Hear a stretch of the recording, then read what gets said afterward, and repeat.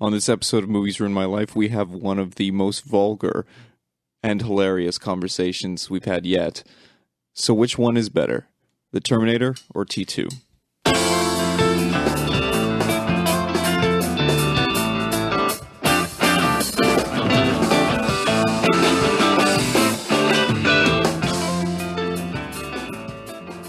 All right, so this is Dave. This is Danny. Hey. And this is Devon. Hey. I'm Brandon. And Terminator. Yeah, let's do this. This is technically a versus because, you know, for the video or for the people viewing, the screen says best Terminator film. But I think we can all just start off on the consensus that 3, 4, and 5 should not even be in this conversation. No. It's just a waste of our fucking time. Yeah, and all the money we spent watching them, I don't know what the hell. It was a big waste. So, yeah, I think it's fair to say. Yeah, absolutely. Yeah, not only are they bad, they're so bad they should be considered outside the canon of the story because it was a great story at one point. The last 6 minutes of 3 aren't bad, but can you count that? Yeah. How is it, by the way, that you look back at the film from '84, right? And you listen to the exposition between in that exchange in the car between Michael Biehn and Linda Hamilton, and he's talking about essentially the singularity, and all of that shit holds up today perfectly. And then the new movie that we get is like fucking apps and cell phone technology and all the stuff that's going to be so fucking dated in 5 years. Yep. You know, it's such short-sighted filmmaking. It drives me insane. You know, you've got a movie from 1984 that managed to write a script that still holds true today. Still works. Yeah. Yeah. And the science of it, of the science fiction, still stands up with the world that we live in. And a movie that was made, you know, that came out this year. Since that time, we've already progressed far enough that movie makes no fucking sense. Right. Yeah. And also ruined Matt Smith for me for a few moments. And they try to get too into the time travel stuff too, with the whole he's got a memory of how things were like. When they make some change that changes what the future is going to be. All of a sudden he remembers. No, that's not how it works. It's like, haven't you guys ever seen Back to the Future, which we've already done an episode on? And Brent was talking about that great scene in 2 with the divergent timeline. You are still the same incarnation of yourself. Yes. You've just essentially gotten onto another. It's like getting off of one train and getting onto another. You're not going to be able. You're to not going to lose your memories. memories. Yeah. And I think what 1 and 2 did right in that regard is they just kind of kept out of it. Yeah, like they weren't. Exactly. They were accurate to a point, but again, it was more just that they avoided making too many. They didn't go too deep where they can't get themselves out of a hole. Right? Exactly, because if you go too far into it, no one can enjoy the movie. I mean, there's a number of time travel theories, and so if you subscribe to the nowhere problem, which is that time is a train moving forward on tracks that exist only below the train, there's no future, there's no past. If you went to the past, there'd be nothing to stand on. You know, so then people would be like, well, then why is the movie happening? But like, to go back to what you were saying, like, if the movie's good enough, people forgive it. So like in T2, you have a young John Connor like hacking into an ATM and it takes 8 seconds with an Atari handheld computer. You could even argue that the arcade itself is outdated because no one goes to arcades anymore. Remember the one at Union Station went out of business? So like, if pretty much unless you go to Wonderland. Yeah, but in 1991, like, I guarantee we'd all be at arcades and smoking dope and shit, right? But if the movie's good enough, people will forgive a movie. It's like dated technology and stuff. But with the last 3 Terminators, it's just so bad. Salvation was by far the worst piece of garbage ever made. I still haven't seen it, but it's memorable. I know we're not arguing those movies, but it's good to get our gripes. We got to get this out because Salvation was so bad. Like, I feel hurt that somebody would do that. Personally, put the Terminator label on a movie, and then I'd go watch it. I went to the fucking theater too. You know how much of a fucking idiot I felt like? I did that with 3. Yeah. We all fell for it. And there's like they turned John Connor into like a cuckold or something. Like everyone else is doing all the action, and he's basically just chilling out, being the crazy guy. As you said to me not that long ago, Devon. You talk about this great leader and all of those films leading up to it, and now it's just, he's not even a man of legend. He's just that wacko that kind of shows up from time to time and is on the radio and whatnot. He goes down to the submarine with all of like the leaders, and he's like telling them like all of this stuff that he knows about the Terminators, and they're just like, yeah, crazy, yeah, whatever, bud. Yeah. Like predicted the robots, whatever. I fucking love how T1 and T2, it takes the entire film to kill it. T4 or Salvation, whatever you want to call it, just throw a tire iron at it and it just dies. What the fuck? Or the big bastard that like nobody could hear coming from a mile away, but it weighs like 40 ton. Like, what a fucking shit. Oh, okay, sorry. Okay, let's get into it. Whoa. Okay. Now I'm sweating. Okay. So, all right. So basically, this is going to be a versus episode of The Terminator and the 1984 classic and T2 Judgment Day. Mm-hmm. But we talked about different ways of doing this, and we've decided that how we're going to do it is we're not going to form an opinion right now. We're going to have the discussion, and then at the end, each one of us will form an opinion. Because that the problem is with these two films, if we start off with a preconceived notion, working under nostalgia and whatnot, that the problem there is that by the end of the conversation, you might be like, oh, fuck, no, the other film is better. Yeah. So, yeah, I'm already wavering. So. Yeah, me too. I thought I had an opinion. I'm so on the fence. Dead on. No problems. I am comfortable with my my opinion. Okay. So let's get into it. The Terminator, the first film. 1984, film made for $6.4 million, turned around and grossed $18.4 million worldwide, I think. Dang. Yeah, Wow. Which is equivalent to like 40 billion nowadays. Adjusted for inflation, it's just everyone's. Yeah. No, it's insane. And one thing that I found really, really interesting that I've never ever seen before. I'm sure it happens, but I was looking at the Rotten Tomatoes score. And the critic score is 100%. No fucking way. It's 100% on this fucking movie. Wow. I've never ever seen that before. Even Metacritic, which Devon and I constantly bag on Metacritic because there's so many, critics who have such strong opinions voting one side or the other. A lot of times it is a nullifier, and you end up with all these films in that 55 to 60 kind of range.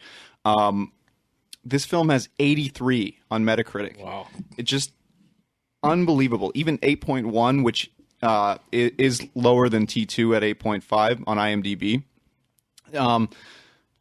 This film is so loved universally. It's pretty much a perfect score. Yeah, it's unbelievable.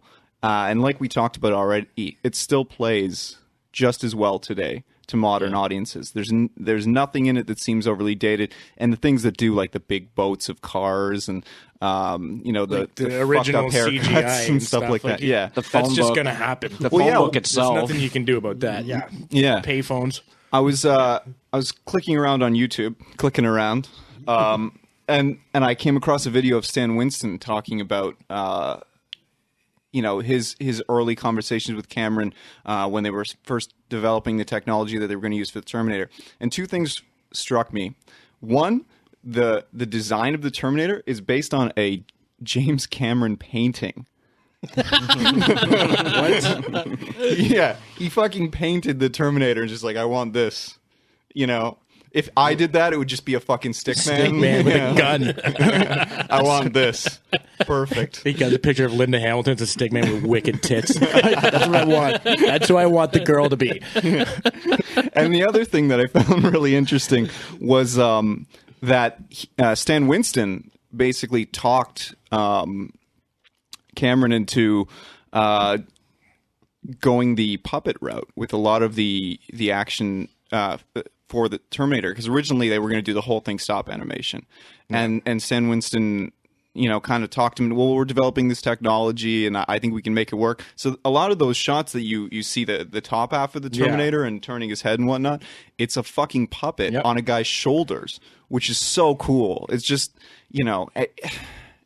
that kind of ingenuity. It's like the warehouse at the end is all, well, not all of it, I should say, but most of it, all the close-ups you can tell is, puppet. I had no idea. Yeah, it's amazing. Except when it's like going after Michael Biehn and smashing him before he puts the pipe bomb in him. Yeah. That's pretty much the only animation that I can see, at least. I'm not a pro at that, but you can tell, and it looks good. The puppets, the red eyes, everything looks good. It's amazing. They don't.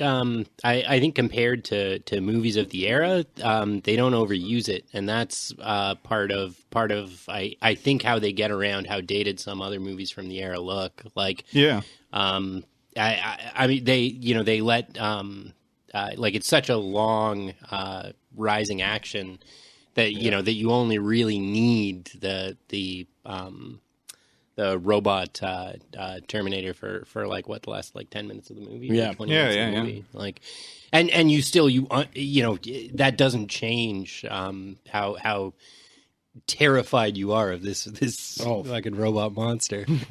Yeah, especially at the time it was like RoboCop, which even back then would have looked stupid, right? This is probably the first cyborg that looked. Well, but that would have scared the don't piss come out of into anybody. Don't come into this place and shit talk RoboCop. Oh, I'm not shit talking RoboCop, Get the fuck but outta if here. you fucking watch it, it's like, all right, okay, guys. No, that's a perfect film. Yeah, that's all there is. Yeah, there's a lot And of those restraints. blood squibs in that are my favorite squibs of all time. in the Very gory movie. Oh yes, so good. Cartoonishly. fuck. Can we come back and do a RoboCop? Oh, it's getting done, but we're only doing the first one because we're wiping the remainder of them from our minds. I really liked number 3 because he had a jetpack. All right, I gotta go. See you guys. All right, where were we? Yeah. One thing I really like about this film is I like Michael Biehn in the role of Reese, and we're not going to get into my problems with Jai Courtney too much, but I love that he is fit, he is but like lanky and very. He can move very easily. He's not carrying a bunch of muscle. They didn't just go out and cast, for example, Arnold, who was originally, he wanted the Kyle Reese role. And I love the choice of Michael Biehn because he looks to me like what a soldier from the future would look like. Mm-hmm. How you would have to survive on minimal food, minimal access to water, these kinds of things. He looks like a survivor. And I love that. I think to have this futuristic, or not futuristic, bringing it back, but a guy who very well could be a soldier from the future visually versus this specimen in Arnold, especially the fact that it also makes so much sense that Arnold is considerably bigger because he's obviously got the metal exoskeleton underneath. So it proportionally makes a lot of sense. Yeah. I mean, it helps. And not only is he like ragged and he's got a 3-day beard, but like his default facial expression is like desperation and worry. Michael Biehn always looks worried. Yeah. He's like, some serious shit is going down. Yeah, I haven't. And when he's not in 10 worried, years. he's so frustrated with everyone for not getting this. When he's not worried, he's not in any movies. Like when he's at the bar waiting for waiting for the Terminator to show himself. Like he's not enjoying himself having that drink. He's just sitting there hunched over with his trench coat, going, sawed-off shotgun. Just nobody pats him down or anything. Yeah, Like, you gotta that's do normal. a bar with that. Oh yeah, fucking. It's only the one shotgun, right? All right, get in. All right. Yeah, but pre 9/11, you could just do whatever you wanted. there's a deleted scene where he actually brought his own Mickey. That was confiscated. Yeah, but they let him have the gun. Yeah. You look worried. I'm sure something serious is happening. Yeah. Yeah, he's a tremendous fucking actor, and also I'm pretty sure he modeled for a Nintendo game. I don't have the game in front of me, but in the 80s he was the model for the front cover because he just looks like a soldier. Yeah, I exactly. remember this now. I know the exact picture. I can. Yeah. Yeah, you're right. Absolutely. What was it? I can't remember, but it was something popular. I'm Yeah, pretty sure let's he not was dwell wearing on the it, same 'cause- fucking trench coat. Yeah. Was he? Oh fuck, I don't know. One thing I was just thinking about, let's go through this a little bit chronologically, but we can't do what we've done in the past and just roll through the whole movie scene for scene. But when they first establish the character, well, when you first meet Linda Hamilton in the film, and you get this picture of Sarah Connor as kind of just making it through life, you know, you're every woman, you know, just working a Joe job and you know, roommate and kind of. And I love that transformation because you don't get much of a character arc with Sarah Connor character, even though she's the narrator in the second film. Kind of you get to see in a 2-hour film probably very much the transformation that Kyle Reese went through in his entire life, like the realization that, okay, I'm born into a war-torn world and now I'm in the shit. And there's no other option for me. And you see that with Sarah, where, you know, she's reluctant initially and then, you know, eventually buys in and then is still kind of like, is there a way out of this? Yeah. I just want to go back to waiting tables and, you know, and being stood up by James Cameron because he's the voice on the answering machine. Yeah. Then they ended up getting married and shit and then divorced and... I don't know. So he's constantly fucking her over, both in real life and in the films. Well, she probably got a lot more money out of him than he got out of her, though. Yeah. So I'm sure she's doing just fine. She's fine, yeah. Yeah, and she's just hot as shit. But yeah, I love the character arc of Sarah here. You know, a lot of people tend to like her better in the second film because she's this... She's already a soldier. Yeah, she's this superwoman. And I find myself connected to the humanity in her, and I see more of it, even as she's kind of, you know, delivering those lines later, you know, get up, soldier, and all that stuff. You know, it's very, you believe it and you root along with her, and I'm getting fucking goosebumps just talking about it because it's, you know, you totally buy in, and it's so interesting that, you know, we talk about how this film is transcendental. It's not a fucking sci-fi film. And I forgot to close the door, so we're going to hear this train. I'm going to close it right now. What do you guys think about Sarah in this movie? Devon's got it. I don't know. Start over here, Devon. Go ahead. I mean, I think it's fine for the first movie. I mean, I think you'd get kind of the same, you know, sort of, like to anybody that says like she starts off like too weak. Yeah, I like, hate that shit. I hate that. You put anybody from that era into that same position, they're in the same. And spot, like they compare her in that movie universe to anyone else in the real world. She's got a vehicle, she's got an apartment, she's making her way through life just the best that she can right now. You know. Mm-hmm. And they make it very clear that she's not just dependent on a man. They also kind of define like an underlying maternal role for her in the iguana, etc. Yeah, you know what I mean. That's true. So like, I feel like she's just as strong of a woman in the beginning as she is in the end. She's just gone through the transformation of understanding how her world has changed around her. You know, and I love that. It's much like in the second film with the main character arc is Arnold's character arc. The Terminator is the one who almost finds humanity. You know, and the character arc that we all latch onto in the first film is very much Sarah Connor. You know, yeah. We can go anywhere with this. Let's not dwell on Sarah here. Do you think that the naked dudes thing is just to be like, you know, let's get some women in the seats as a sci-fi action film. Let's get some naked dudes when they come from the future. Yeah. Let's get some hot male posterior. I just think it makes sense. I not having good looking men in it or whatever, nothing like that. But what I mean is, you know, if you're wearing a leather jacket with spikes on it, because back then that's what everybody fucking wore, and then you like go through some time traveling device. First of all, you know, you're already worried about it. Am I going to show up? Is there going to be like a dog attached to my face and a baby fucking stuck to me? Or your arm is sticking out of your fucking mouth? So you're already scared to death, and you add like leather or even a belt buckle? Fuck that. Yeah, bringing No way. any kind of future fashion would be a bad idea and confuse. And certain types of people. it also makes it interesting because then it means they can't bring the guns back either. Because why wouldn't you just bring back one of your awesome future plasma guns? rifle done and a movie. Right, It's a and 5-minute movie. As viewers, we want to see the acquisition of these things, right? It doesn't take Arnold very long to get himself some clothes and a gun, but Kyle has a much harder time. He's like beat up What's a the hobo. date? The guy's like May. The year. Tell me what year it is. I don't know. I also like how they fucked that part up because when Arnold comes down from the future, he's on the ground. Yeah. And then when Reese does, they like push the wrong button. He's 12 feet in the air, falls on his fucking ass. Yeah. It's like shit. It's as if they planned that. They played a prank on him. We have to make this guy have a harder time in every conceivable way. Yeah, the police are after him.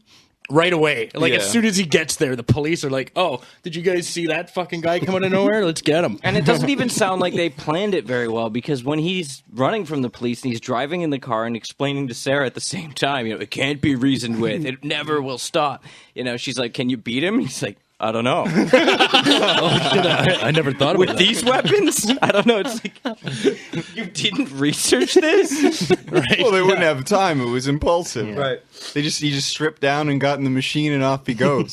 Which, if the clothes are They coming got off plasma anyway, why doesn't he rifles just leave in the them past, on? right? Oh, yeah, they definitely have plasma rifles. Yeah. Sweet. Connor just lies to him. Yeah. No, there's It'll be fine. there's Just plasma go back rifles there and fuck there. my mother, and then we'll talk later. I think that's all that matters. There is that interesting question though of like, if he can't take a gun back, how is a robot inside like a skin suit going back? Like Well, the it's because first it's time wrapped they- in skin. wrapped in skin. So if in retrospect they probably should have sent someone else with Kyle and just cut him open. So they should have done the two Terminator They thing that just, we were like, or they the do it two for the first- human thing we were talking about. They do it for the first time and just this pile of skin. There's a puddle. They're like, oh, shit, let's try it again. Pile just gets bigger and bigger and bigger. Yeah, because I mean, the guy's essentially a human, not a human weapon, an inhuman weapon. Yeah, he's made of. What is he made of? Oh, It's not adamantium. That's No, Wolverine. it's Something. He's made Some of kind of a titanium alloy. I would say. something polyalloy. Or no, that's T1000. T1000. Yeah, he's the liquid polyo. Yeah. He's I don't know, whatever. Yeah, he's- living tissue over an endoskeleton. Yeah, metal exoskeleton. Yeah.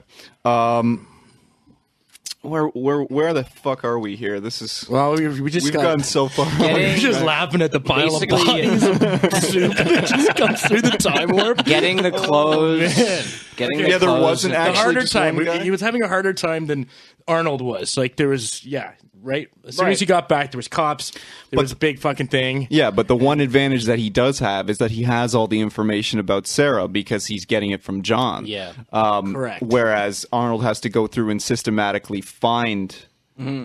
In the phone book. Yeah, which is so good. Which is, I love it. Yeah. Right, and I mean, he kills one of the Sarah Connors in He kills broad two of them. daylight, right? Oh, yes, so sorry, in broad daylight, He's yeah. clearly not caring about stealth.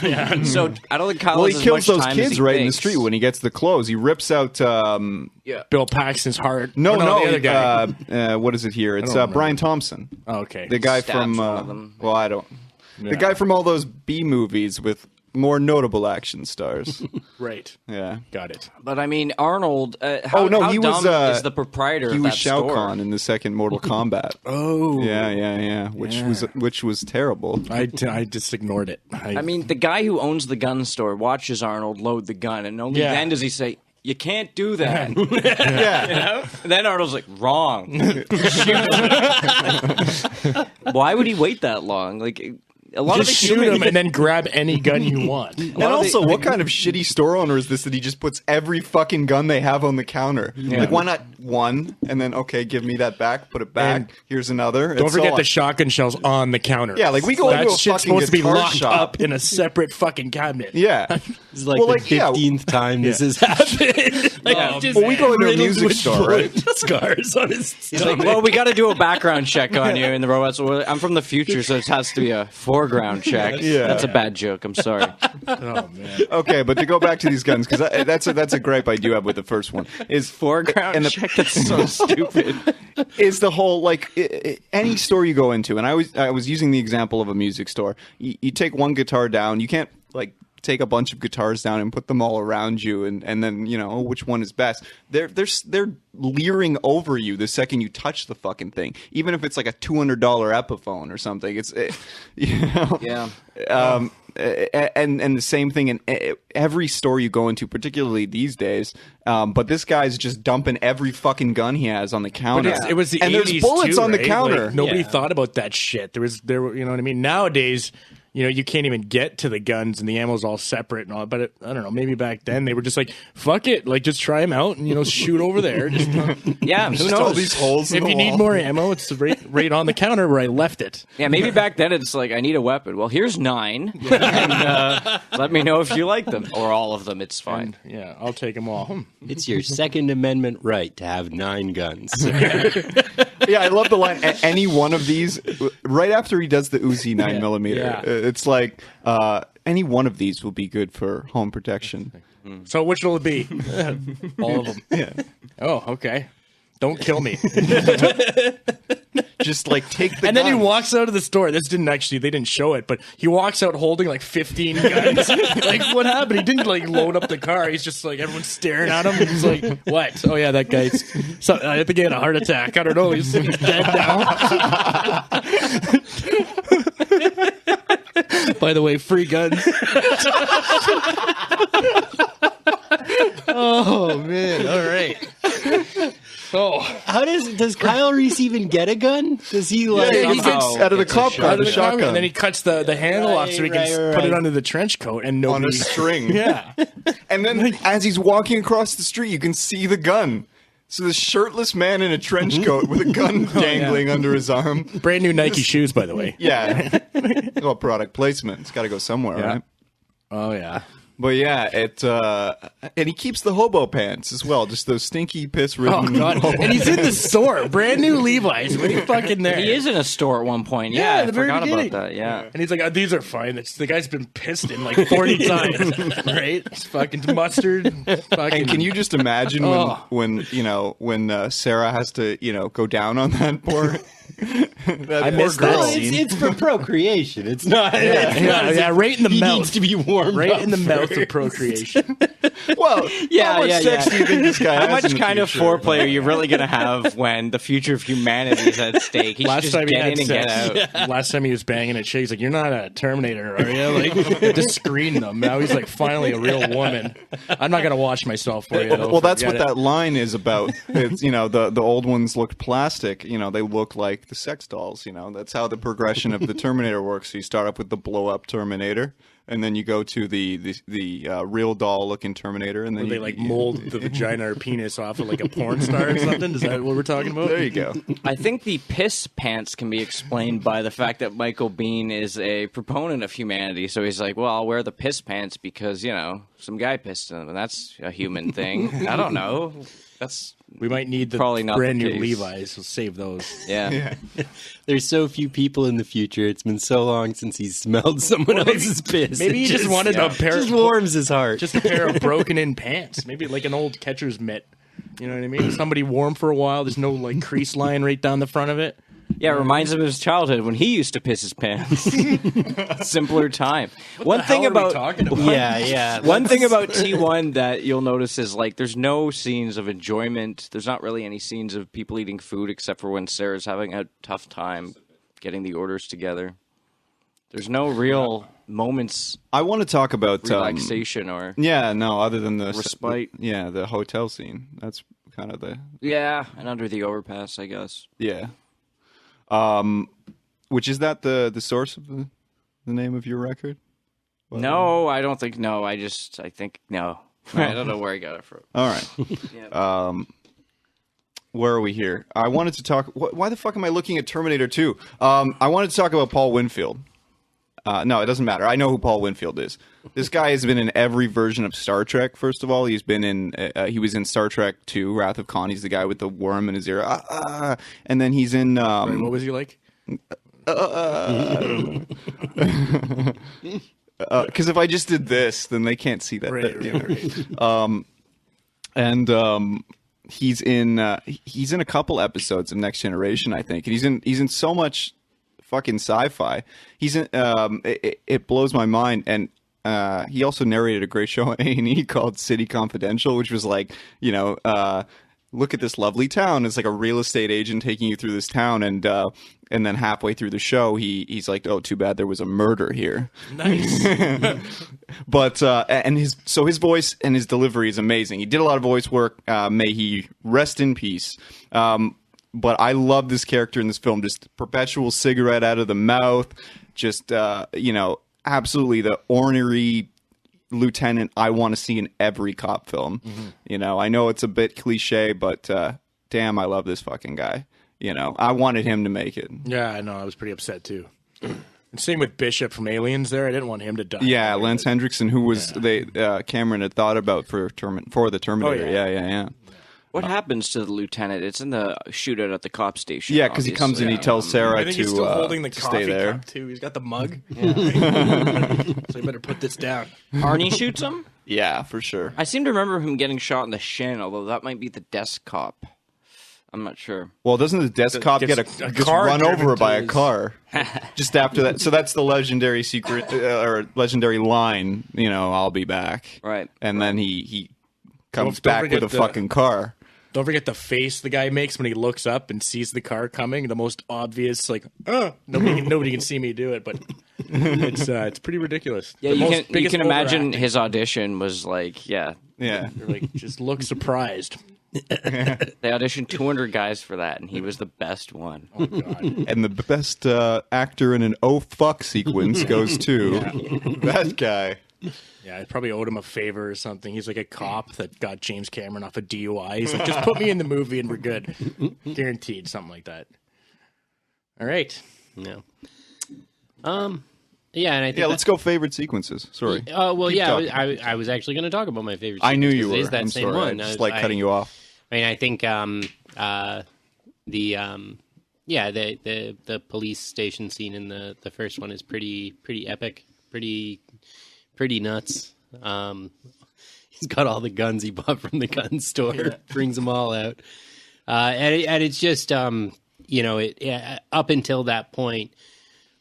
You had hope that, maybe they were going to shoot the Terminator in the head or something and good, movie's over. But he just walks into a police station full of people with guns and just kills everybody. Yeah. It just eliminates any hope that you had. They're all cops too. He just kills every cop in the city pretty much. Yeah. And it's so interesting because in a lesser filmmaker's hands, that would have been the final sequence. That would have been the crescendo of the film, the big third act. Mm-hmm. But Cameron understood the importance of that one-on-one, or technically kind of two-on-one showdown, but with the Terminator having and also reaffirming that Terminator will never stop, unless you completely destroy it.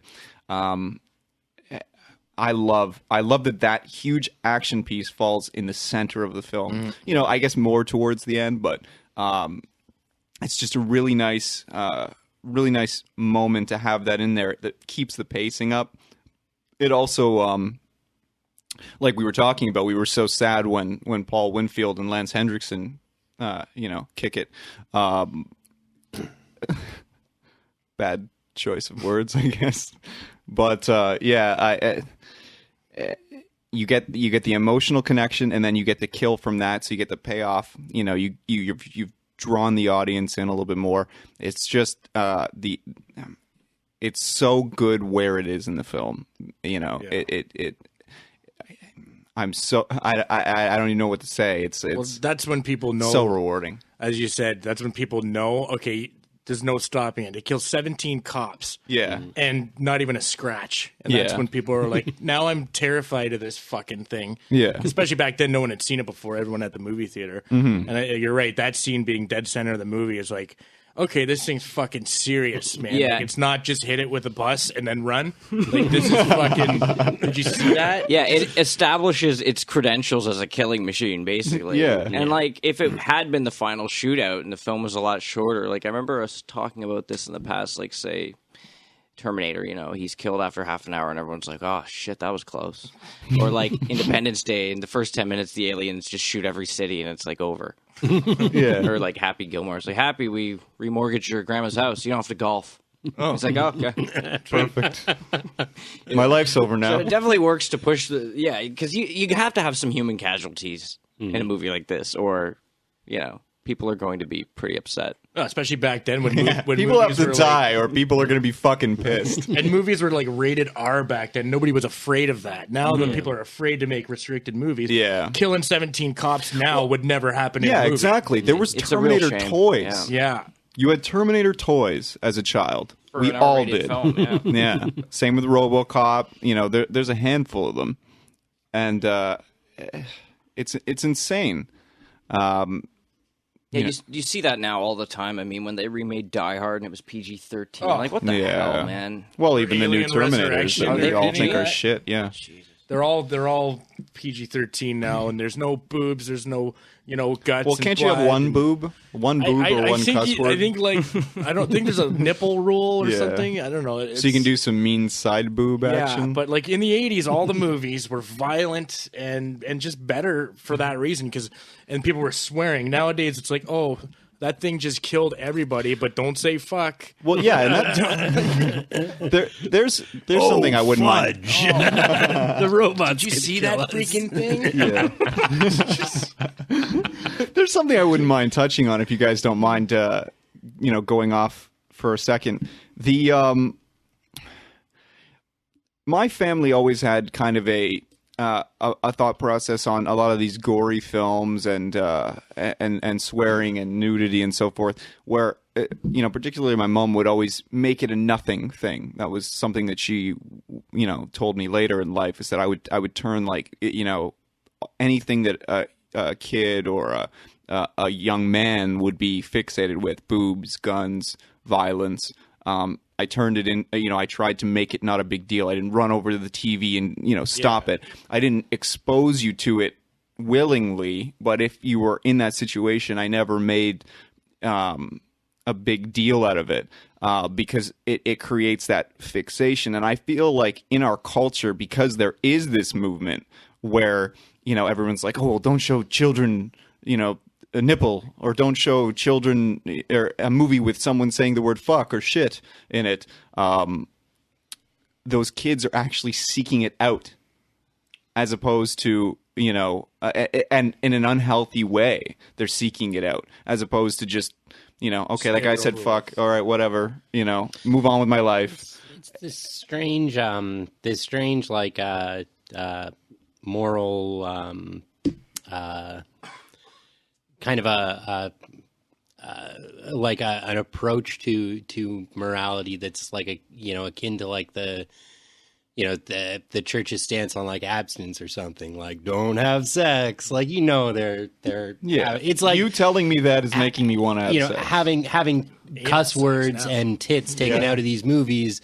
It's not like you're solving the entire problem. They're seeing tits. Like kids are saying shit. You're creating desire by making it forbidden. Yeah. It's similar to making how it attractive. France and Italy let teenagers drink wine, whereas over here, when kids turn 18 or 19, they go out and get really fucked up and end up in the hospital.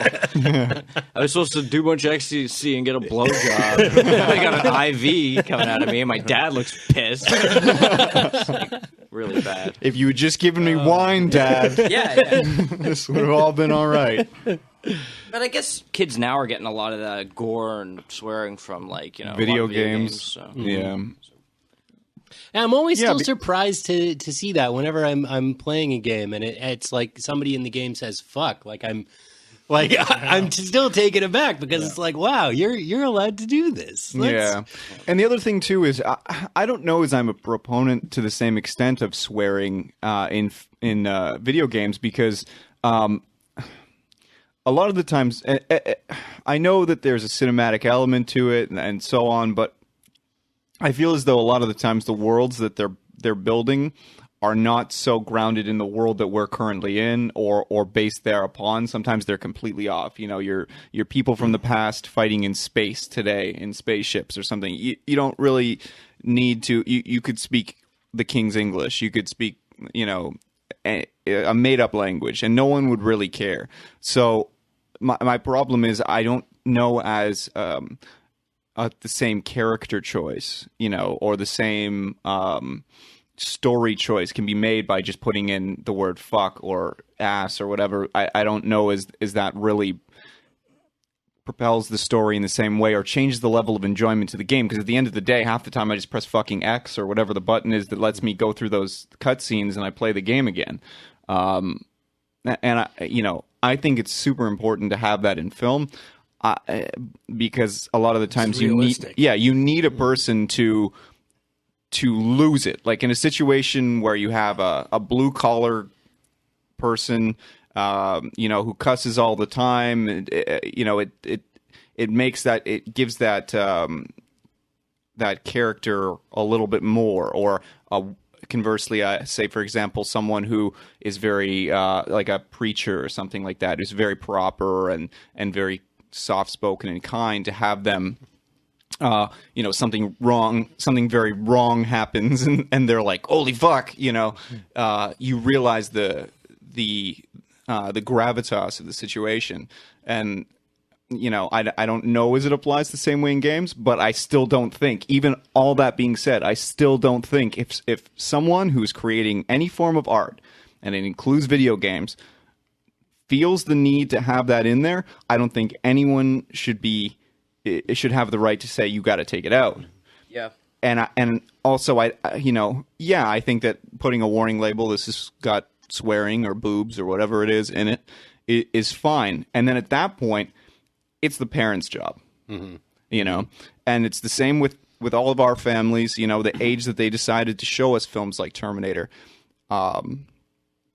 And clearly the other messages that came out of that, they had to make that decision and they had to be responsible. And I just wonder if the generation of kids growing up now are suffering from, a lax in parenting more than a surplus of grotesque and vulgar content.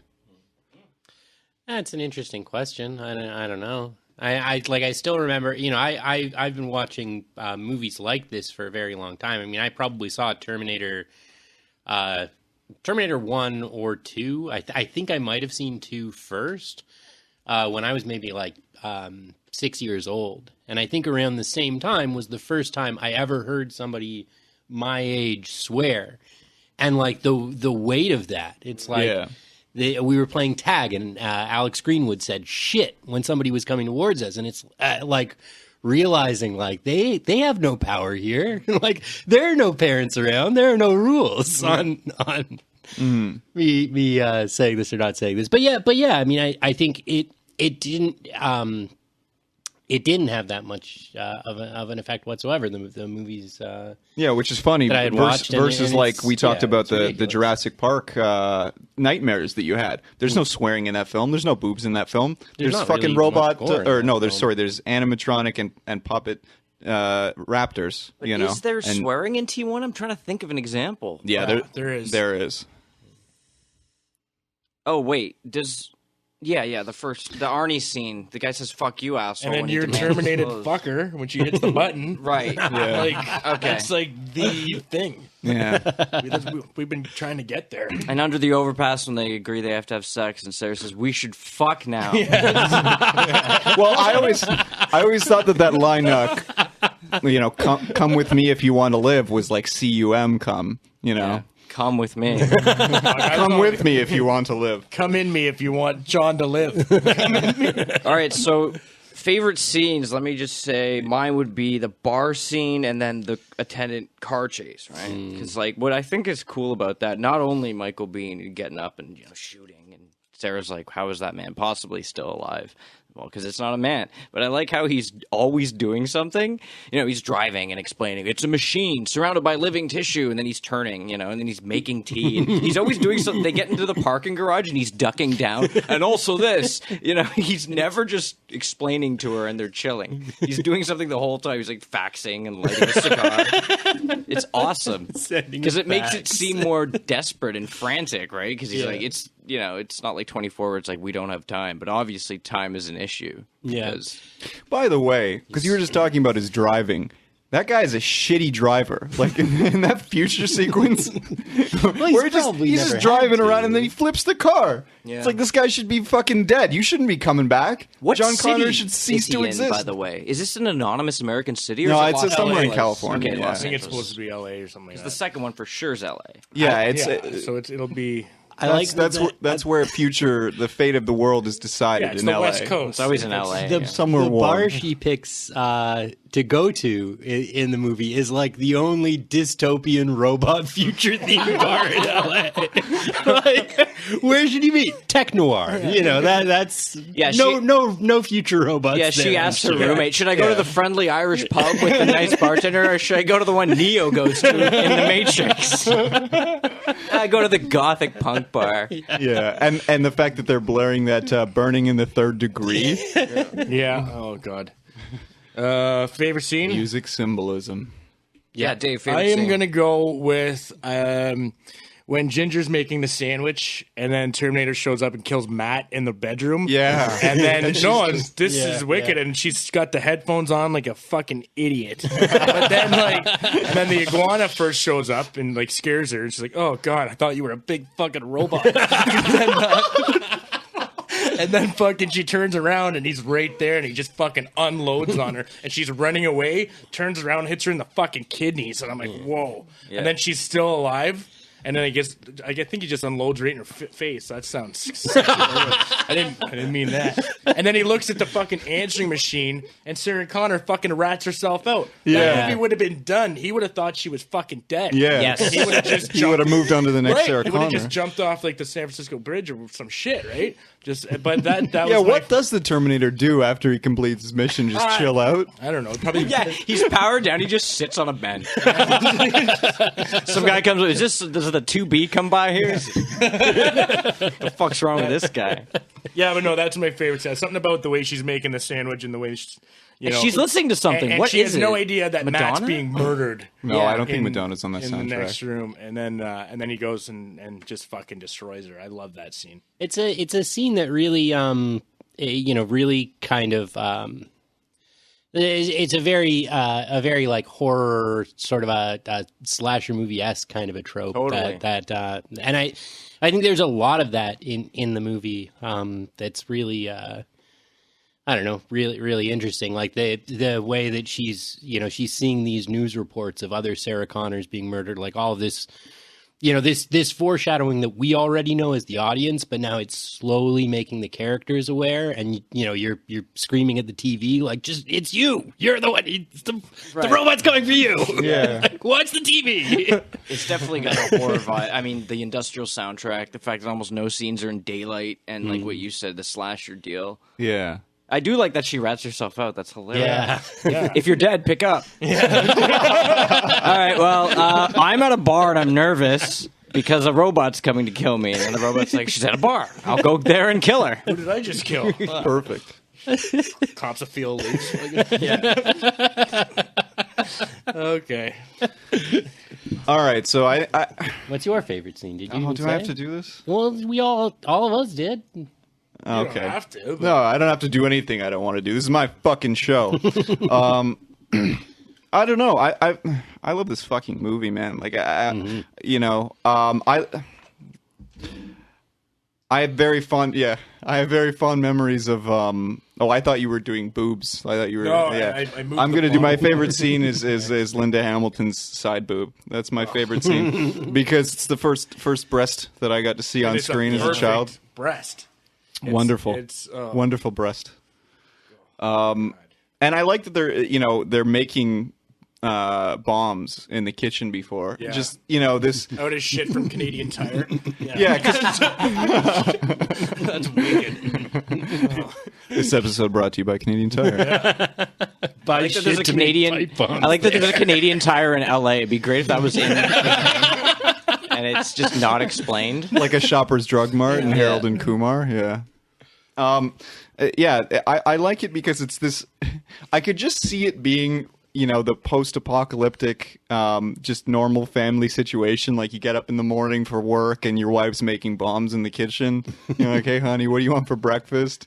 You know, there's something, you know, besides the boobs. I love that scene. I also love the cop shootout, like Devon was saying, and I love the kind of back and forth that Sarah does in that scene, and then you know, that the only thing that I kind of dislike about that scene is that it makes it a little too romance novel-y, you know, if you will. Just, you know, he comes to the door for her and she's like, Reese, you know, just so, you know, I like it, and I know that you know, women probably fucking love that moment, but is it not enough that he could just come in and be like, let's go? Mm-hmm. You know, like, do you really have to have, you know, there's a shootout going on and you have to have a celebratory moment? You found me. Yeah, well, that's probably the first time she got laid too, right? So she's like obviously really clingy. Yeah. Right? And then like one they session, hadn't done it yet, had they? I don't remember, but one session and she's fucking pregnant. Yeah. Right? Yeah, this is her that first, guy is potent. This is probably the first time she's had sex, and she kind of knew it. She's like, I'm gonna fuck this dude, like, for sure. Yeah. And then that's why him and she his was so, smelly like, pants. Nobody can see me, but I'm grabbing Danny as if I were Linda Hamilton, and Reese feels good. But so that sex scene, obviously, it's supposed to be like Devon was saying earlier. If it should just be like no business procreation sex, that she should just be. Well, no, I love it. I love it being Reese. She was on top, man. Because Reese is in love with her. That's important. Yeah, and he's learning. He's not experienced at fucking. Right. So she's being sensual, right? She's dragging her tits across his torso, which I remember vividly. And it's clear that she enjoys it, right? And I mean, all science fiction, people think, well, dumb people, not us, think it's about technology. It's not. It's about the human reaction to technology, and that's showing you there a human moment in the face of this, oh, by the way, technology is going to kill us. So, yeah, I think it's a cool scene. It's pretty sensual, and it's when most people saw their first tits. Mm.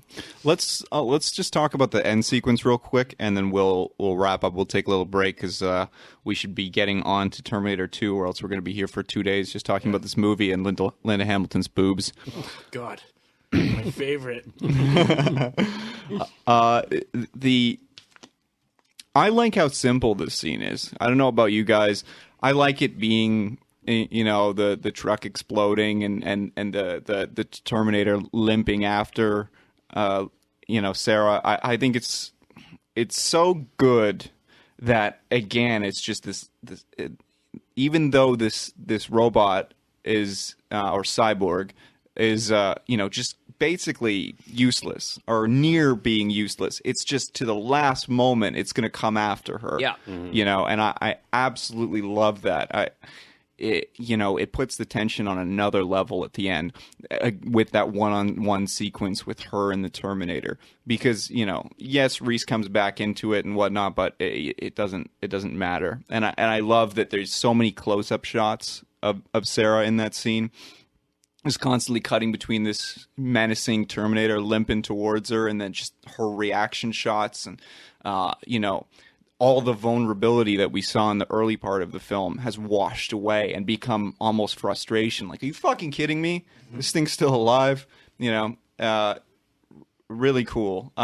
You know, anyone jump in whenever you want. Well, holy like, fuck. Ironically, the fucking Terminator looks vulnerable now because it's lost its human sheath, right? It burned, and now it's all hope that you can kill now it. you're equal. Right. Now you know that you can kill this thing. As if it's you were limping, like, so you it's don't damaged. Know, it's ready to go. You don't know how she's going to do it, but you get the sense at this point in the movie, well, I think maybe this could be done. Yeah, Sarah's and got the upper what hand. is it? It's a crushing machine of some kind. kind. It's a press. Yeah. It's whatever they use it for, pressing things. Yeah.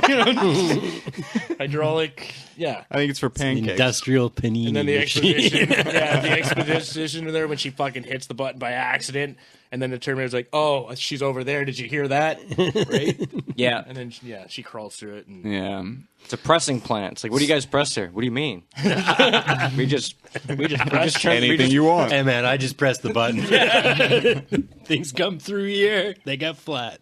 That's all. And then of course the ending there when they zip up the body bag, and that's like the sad, shit. And then you can just see it in her eyes, like she's totally gonna start fucking killing people. Yeah. Like yes. And I love the gas station scene with the German Shepherd, right? Because that goes back to them having the dogs. Because he tells her that this dogs can smell the Terminator. That's why we keep them, because they bark at the Terminators.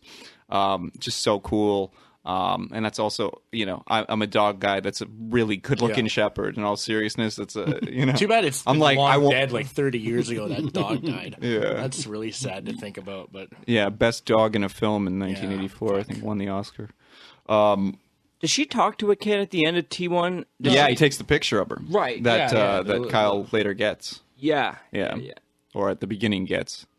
She's got like a brand new fucking Jeep and she's got no job. Right. And so she's driving on. Yeah, she totally stole that. She carjacked someone. It's fucking LA. Back then you could just hotwire anything. Now it's all computer. If I remember, the sky is kind of forbidding and she looks pretty fucking worried. It's like the coming storm, obviously. And then she drives, which we then find out she drives to Enrique's in Terminator 2. Yeah. Right? She's going to Mexico. And she trains there for a while and then somehow ends up in the mental... Oh, she tries to... But we won't get into that, but now... Yeah, so in any case, the movie ends and presumably that's when Cyberdyne is going to find the arm. I like just going the reverse engineering. Going through it in my head here. I just had a thought about why I personally think the first movie is a lot stronger than the second. Just thinking about all of these scenes that we've been talking about, they don't make light of this situation once, Nope. Even in the hotel scene, like you were saying, Reese is still he's focused on something else all the time. Yeah, and that's a good point. And there's no the only comic relief comes from the roommate, I guess, and kind the police. of. Yeah, and when Matt's on the phone having phone sex with the wrong girl or whatever. Yeah, and it's so which it's is very so much like minor. a horror scene again, like Devon was saying it earlier. Doesn't involve any of the main characters. It's bit parts that are going to die anyways. So but no main character in this movie makes light of the situation whatsoever. Nobody who knows what's going on has a moment where they're thinking about anything other than the robot that's going to kill us. Yeah. And I love that. It keeps the tension up so much. That's true. And you're thinking Furlong in the second one, right? Just yucking it up all the time. That and the Terminator being there's the fake smiling and all that stuff, and the what do you call it? Director's cut. There's all kinds of stupid jokes. Yeah. In any case, and just devolving into those quips. Having a rough day because I know what you're saying, and it the movie is really single-minded. It has a single-mindedness of purpose, which gives it a narrative thrust. Absolutely. The second one sort of lacks. So, well, we'll get to that. Yeah. We're going to take a break for a minute, and then we'll come back and get into T2. All right.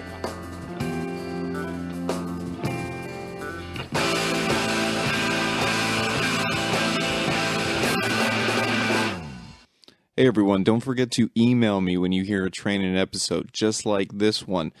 Send your emails to trains@moviesruinmylife.com and get entered to possibly win something from me on my birthday. Let me buy you something for my birthday. Something cool movie related. We haven't exactly figured it out. As it gets closer to the date, we'll decide and make it common knowledge so we're not cheating you or anything. It'll be cool. I promise you it'll be cool. But yeah, let me buy you something for my birthday. Okay. T2. T2. We're all supposed to say that. T2. T2. Terminator the second. Judgment Day. Judgment. There's one thing I learned. One thing I learned from Terminator 2. It's that there's no E in judgment. I did that misspelling for years. Yeah. Then I saw the VHS cover and I was like, I'm fucking stupid.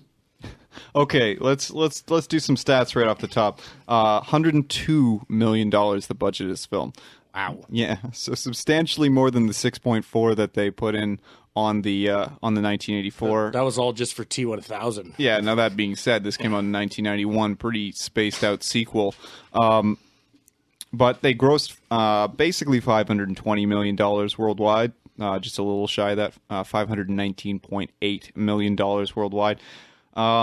That's not adjusted, too, eh? That's massive. Yeah, it remains TriStar's highest-grossing picture 24 years later. Yeah, that's crazy. Is TriStar still a company? I don't even know. Maybe it's like Orion. Maybe it's gone. Orion, the first one, they went out of business. Yeah. They're long gone. How do we top Terminator? Fuck it. Close the doors. IMDb 8.5. So this is higher. The viewer rating is higher than that of Terminator. Metacritic has it at 75, which is lower than their score for Terminator. Rotten Tomatoes has it at 93, which, if you're going to 100% for the first one, so you're not gonna, you can't do better than 100%. So this movie is scored higher than a lot of films on Rotten Tomatoes. So it's clearly an amazing film. Where are we here? Yeah, so we've talked about it before. Like, the ideal sequel for me is one where you've set up the world in the first film, and then so you already know the rules of the universe that you're going into, and now it's just an opportunity to have fun and do all the crazy shit you wanted to do. And the first thing that comes to mind for that is the T-1000. Because that was originally the concept for the second Terminator or maybe the Terminator in the first one was the liquid metal Terminator, and they couldn't pull it off. So once technology got to the point where they could make this happen, James Cameron goes, okay, let's do another Terminator. They waited 7 years to do it. Yeah, which is really cool. And Robert Patrick is amazing in this role. Yeah. I don't even think he says anything except, he's a good-looking boy. Can I keep this picture? That's the last thing I remember him saying. And, have you seen this boy? Yeah, girls, have you seen this boy? Yeah. Right. Yeah, he apparently modeled his movements after a bald eagle, like the awkward head movements. I mean, but like his machine-like movements have yet to be surpassed. Although I saw a movie last year, Ex Machina or Ex Machina. Ex Machina, Alicia fantastic. Vikander. Yeah, she came yeah. close to that machine-like movement, but Yeah, not as but- good as Robert Patrick. Well, the thing with that movie is they still needed to up the sexual attraction a little bit. So I think a little more fluid movement was required. Yeah, good point. Yeah, because you don't get boners for robots traditionally. But I mean, Speak the for general yourself. consensus seems to be that T2 is the better movie. Yeah, I you were got looking at some ideas. stats. Yeah, so IndieWire survey, it was all film critics who participated in this poll, was 52.5% for T2. But then a GameSpot poll just found 67% T2, and then the IMDb poll is 72% for T2. So Yeah, the more you get into casual fan territory, the more people vote for T2.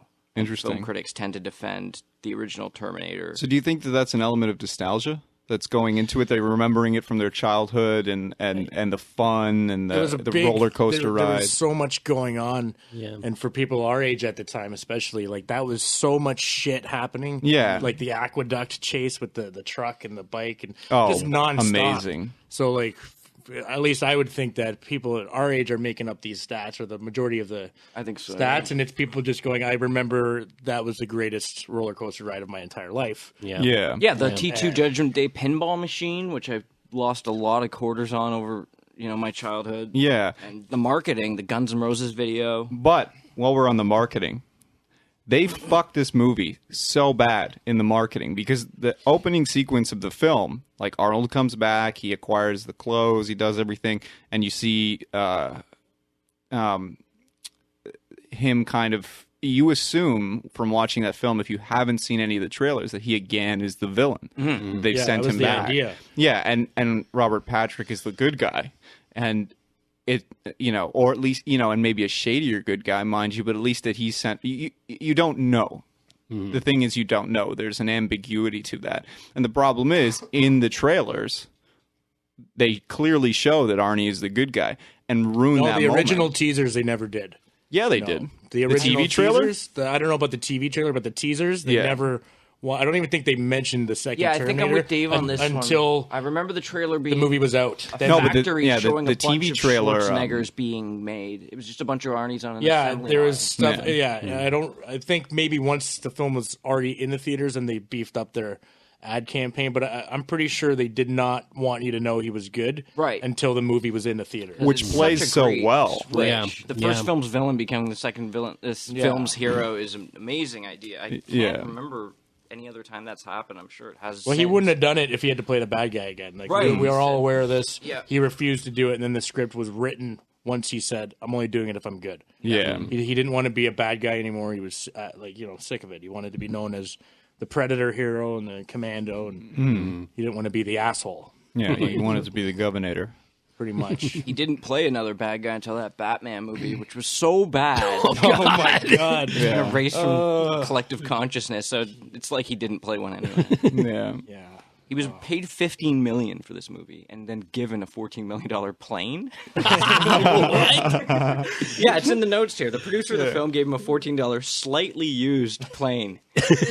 Well, by slightly used, I mean they landed it close to his house. Like, that's pretty much it. Just for convenience. Hey, Arnie, can you even fly? No. Yeah, but he can do anything he wants. He wants to be the governor. He's going to be the governor, right? The guy, you can't fly this. Oh, fuck off. I'll figure this shit out. Yeah, no training, just fucking right into it. It's almost impossible to succeed more as an immigrant to America than Arnold Schwarzenegger did, right? Yeah. You can't be president. The highest office you can attain is the All one you had to do was lift a bunch of fucking weights and win those, like, look how great I am, Mr. Universe shit, whatever the fuck it was. Yeah. And then anything he wanted to do, he just did it. Well, yeah, imagine that guy comes to your front door, though, knocks on the door and opens it up, and you open it up and you see him standing there, and he's like, "I'm your next governor." You're like, "Yes, sir." You're like, sure. Do you want a fucking airplane, too? Like, He held the entire state for hostage. He went to everybody's front door.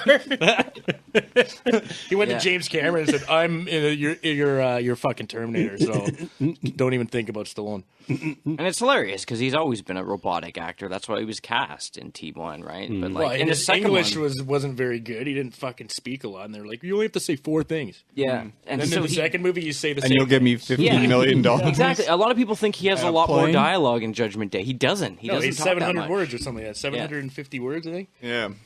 The most he talks is in the car with Sarah and John, and apparently he was reading that off the passenger window. So he's driving, looking at John, but really he's reading his part. Skynet has a plan to flip the page. Oh. All right. He's reading it off. He's like, Skynet has a plan to pause. Interior shot of vehicle. Frustrated. Oh, man. Wicked. So, John Connor, he's a shitty kid with his shitty adopted parents, and he's stealing money out of banks with tricks that his mom taught him with his Game Boy or whatever, like you already said. Atari handheld computer. Yeah. And somehow Sarah Connor knows how to use a fucking Atari. I don't know. That doesn't make sense. Anyway, who cares? Let's go But on. in any case, the soundtrack, which you already alluded to off air a little bit, Danny, that's also this movie made it kind of a staple of Arnie in the 90s to have these kind of heavy metal, loud rock and roll tracks. Last Action Hero comes to mind, which I realize is kind of a satirical look at his career up until that point, per se. But it shows how much that kind of music in that time is just ingrained into the film. And I think all the nostalgia that we're talking about, that when you say our generation has voted up a lot of these films, some of it is peripherally our love for like GNR and shit like that, which is so interesting because you go back and you look at the film, there's a handful of problems. There's a handful of amazing things. I don't want to go too far off, but one of the big problems I have is when they first show up for Sarah. And Sarah's decided, she hasn't seen her son for however many months, and she's been good because obviously she had previously been terrible. And she decides that this particular day, which is absolutely super convenient, like, I'm going to make my escape. Because if she didn't, then, the T-1000 would just walked in there, "Hi, Sarah," boom, and that's it. Mm-hmm. You're fucking dead. And then he would get in the cell and chill out until Arnie did show up, right? Mm-hmm. But it's just, by some divine intervention, she wasn't, given the thought that I need to break out today because I've just had it enough. What happened was they didn't even acknowledge her wanting to leave, but then they showed up and they said, "This is the guy that killed the cops. They just found him in the fucking mall. We know who you know who he is. Yeah, so that's when she that's takes what- the paper clip. That's what she decides she's going to break it. Yes. Yeah. She wouldn't have done it. She wanted to see her kid. Yeah. But as soon as she found out there was a Terminator in fucking L.A., she's like, okay, I'm going to leave today. Right. So that's I what stand happened. corrected. Because I remember Oh, the wow. pictures. And you remember that one line, like, we know, this Yeah, is. yeah, no, you're absolutely Yeah, right. and then she grabs a paper clip, and then she's just like, I'm going to behave till that guy licks me, which is fucking weird. And then she just leaves. Yeah. And I love that she gets her revenge on that guy by just taking out his fucking knee. Yeah, yeah. I remember like fist pumping that With moment. the broken broom handle. Broken broom Yeah, handle. yeah, Somebody yeah. notices it. Is it him? He's Yeah. like, hey, the broom handle's broken. And like I wonder if Linda Hamilton's trying to escape. I think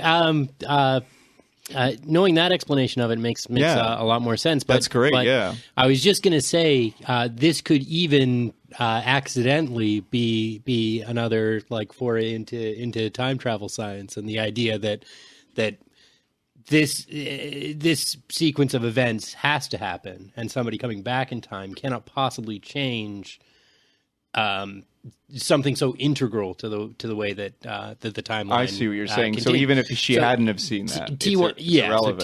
T1000 couldn't have killed her at this moment just based on.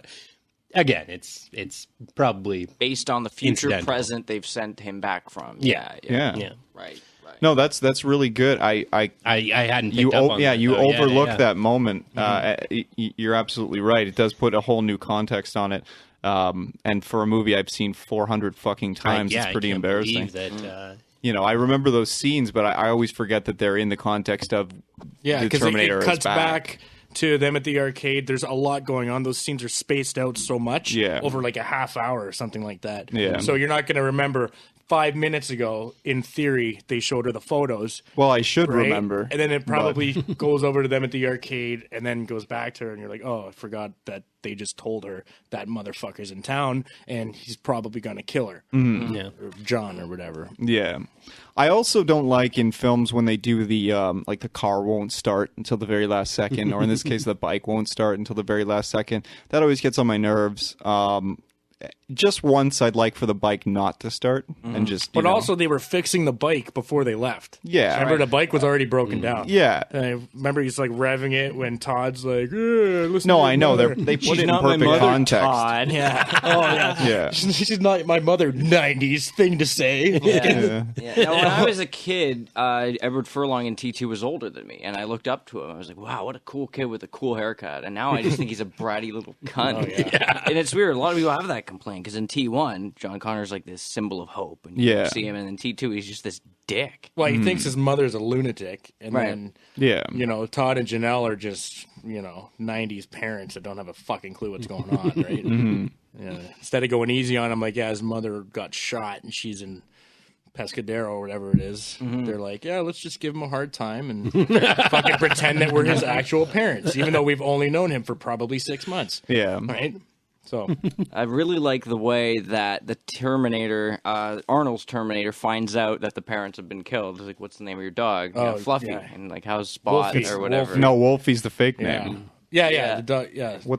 Max. The Yeah. dog's name is Max. Yeah, and How's he- Wolfie? now is Max the Wolfie's shepherd fine, dear. from the first film again, or And then or he do just they hangs just up the always keep phone. shepherds Could be. around? And deadpanning is great. He hangs up the phone. Your foster parents are dead. And John Garrett's just like, Whatever. all right, All right, fuck sweet. them. Let's go I get my can't real shrug mom into now. a microphone. Actually, I like Janelle though. She's Yeah. Vasquez from Aliens, actually, right? The short-haired. Yeah. So she's a good actress, and nobody else gave her hope but James Cameron, I guess. But Yeah, well, she has a bra chain of bra stores now, I think, right? really, Yeah. So I did not know Piece of that. trivia. Yeah, that's weird. I just like the blade through Todd's face with the milk carton. Milk carton. Like, come on. yeah. But it even pisses off the liquid metal robot. Yeah. Like, you're drinking it out of the carton. Yeah. Get a glass. Jesus. Oh man. Janelle told you not to do that. You're fucking dead. Yeah, I actually read the book ages ago, and in the book, they find her body on the toilet. Actually, so in case anyone was wondering, she does in the novel. She's dead we know she's obviously dead, but she dies in the bathroom blow drying her hair or some shit like that. And then they go into that. But in the movie, that was just a waste of time for them to go through, I guess. So Yeah. pointless trivia. Sorry. Yeah, no, it's good. I just threw out that Vasquez owns bra shop. Yeah. I can't criticize you for that. Also, the whole the opening to the sequence is me making an ass of myself now, Dave. So don't worry about it. You will hear nothing critical from me the remainder of the episode. Where are we here? When, the scene that converges on the on the asylum, whatever it is, kind of the prison. I don't know. Pescadero?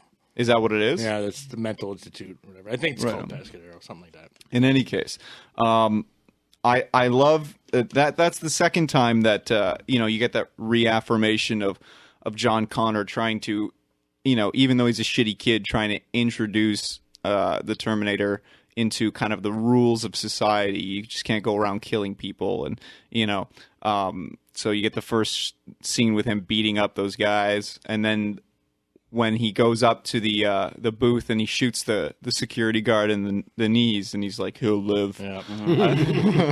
Yeah. What if he doesn't? Yeah, I know. What if no one finds him and he bleeds out? Yeah. There's some main arteries down there. Like, are you sure? Like, All right. I guess he's a fucking doctor, too, then. Well, he is. I'm He has assuming detailed files, actually, in his Austrian voice. He has detailed files. So. I think he says it about 7 times. Read in the line. movie, so. I have detailed files. There's a great scene in a recent Rick and Morty episode where the sister gets stuck in Rick's space car or whatever, and he gives it an order to protect her. I saw that. Yeah, and that was great. it just starts by killing everybody, and then she says no, don't kill them. And so then it starts firing a pinpoint laser into their spines, just paralyzing everybody. And I'm just thinking about that, like John Connor telling the Terminator, don't kill anybody, and he just starts picking people up and just snapping their spines at the waist. Yeah. They're not dead. Everyone in LA is just in a wheelchair. Fucking, oh man, that's awful. That's terrible. All of the workers in terrible. this insane asylum just rolling around the hallways in wheelchairs now. Every single one of them. Yeah. What the fuck happened? Well, some silent guy came by and some shit went down, and now I'm in this dude chair. Came out of the fucking floor, and then everyone's paralyzed. which is the scene I wanted to talk about. Yeah, I don't know what happened. Fucking, and that guy can't see either. Well, I got one eye and I'm paralyzed. Yeah. Oh man. That scene is sweet when that cop goes to get the coffee. And he gets the cup and he's like, "Hey, I got a winner," or whatever. He turns around and the T-1000's there, and it puts that needle point finger through his eye, and that sound that he makes. Yes. First he stares at himself. He's like, "What? Where the fuck hired this guy?" Yeah. Oh wait. Oh, Why? You're quite handsome. It's a fucking robot. Right. All right. Should have seen that coming. All right. Now, I like that scene, and I like the T-1000 then takes the approach. He's just killed that one guy, and he could clearly just, just the same way that Arnold could just sweep through that facility and just kill everything that moves. But he chooses a more methodical approach to leave less of a fingerprint. Last time. Yeah, exactly. And that's so cool that it's the counterpoint to Arnold's learning. It's the machines as a whole learning. We've sent these. Yeah, it's a strategic approach because you try something new. Last time we just shot everybody, and then I had a limp, and then I got crushed in that press we were talking about. So we don't want that to happen again. So. Yeah, I mean, realistically, and I know that's a dumb word to use with Judgment Day, right? The T-1000 should be winning in every situation. Yeah. Because you've got this T-800. It's an inferior model, right? It's like XP versus whatever the hell came out. Yeah, and it's super heavy, like Dave said. I think XP would be Vista in a fight. I don't know. It's just a guess. But I like how it XP would take retroactively out almost Vista. humanizes Arnold Schwarzenegger's Terminator because he's shittier. Yeah. He's not as good as... But He's pretty good in the car chase. Sorry, the truck. Well, and the good thing about chase. Arnie, though, is his shotgun never needs to be reloaded. Instead of holding 2 shells, which it's supposed to, I think it holds about 16. Yeah, So and thank God that. God for that. I love that sweeping thing he does. Yeah, with it. the roundhouse load. Oh my God, that's Do you know so how many cool. people I probably still love practice that? I want to do that now. Let's Yeah. go buy some guns and just fucking flip them around. Yeah. Oh, can we talk about the stunt double in the aqueduct scene? That's so funny. You Yeah. know, Yeah. When he jumps Who's off. the same guy? Oh my as God! always. It doesn't look anything like him. It's like Ross from Friends on a fucking motorcycle. It's hilarious, man. Oh God! And then the John Connor stunt double is just some fucking like regular guy with a mushroom cut, and the hair color's not even the same. Yeah. It's wicked. It's not as good as the wax doll of John Travolta from Broken Arrow. but it's almost. That's okay. It's pretty good. Yeah. But anyway, that aqueduct scene was good, other than all the mistakes where the windshield falls out twice. Yeah. Right? No, there's Yeah, tons of little mistakes like that, but there's so much shit going on. You're just like, whatever. Just I don't care. I know. Just don't ruin it for me. You know what I mean? Yeah. And then I still don't understand though at the end when the truck, is demobilizes itself. Why does it blow up? You hear that sound as if it got shot. No, doesn't he shoot the fuel trail? No, Is this the they liquid don't nitrogen show that. truck? No. This is the heavy No, haul. because that one rolls over. Just the flat faced Freightliner there. Yeah, it's the cab over. It drives It's sad into that I the know that bridge term. because they shoot the tires and he can't control. It goes into the bridge and then it kind of falls and then you hear like a pew and it blows up. Is it just a regular spark or did Yeah, what happened? There was a spark. I remember clearly that there was a spark. I don't remember the origin. And the thing is, with those kinds of trucks in particular, like with a cab over, the engine is under you, so you have that. If they go up, you go up. Yeah, like that's you're why done. they stopped doing it. The engine fires were just toasting everybody. Yeah.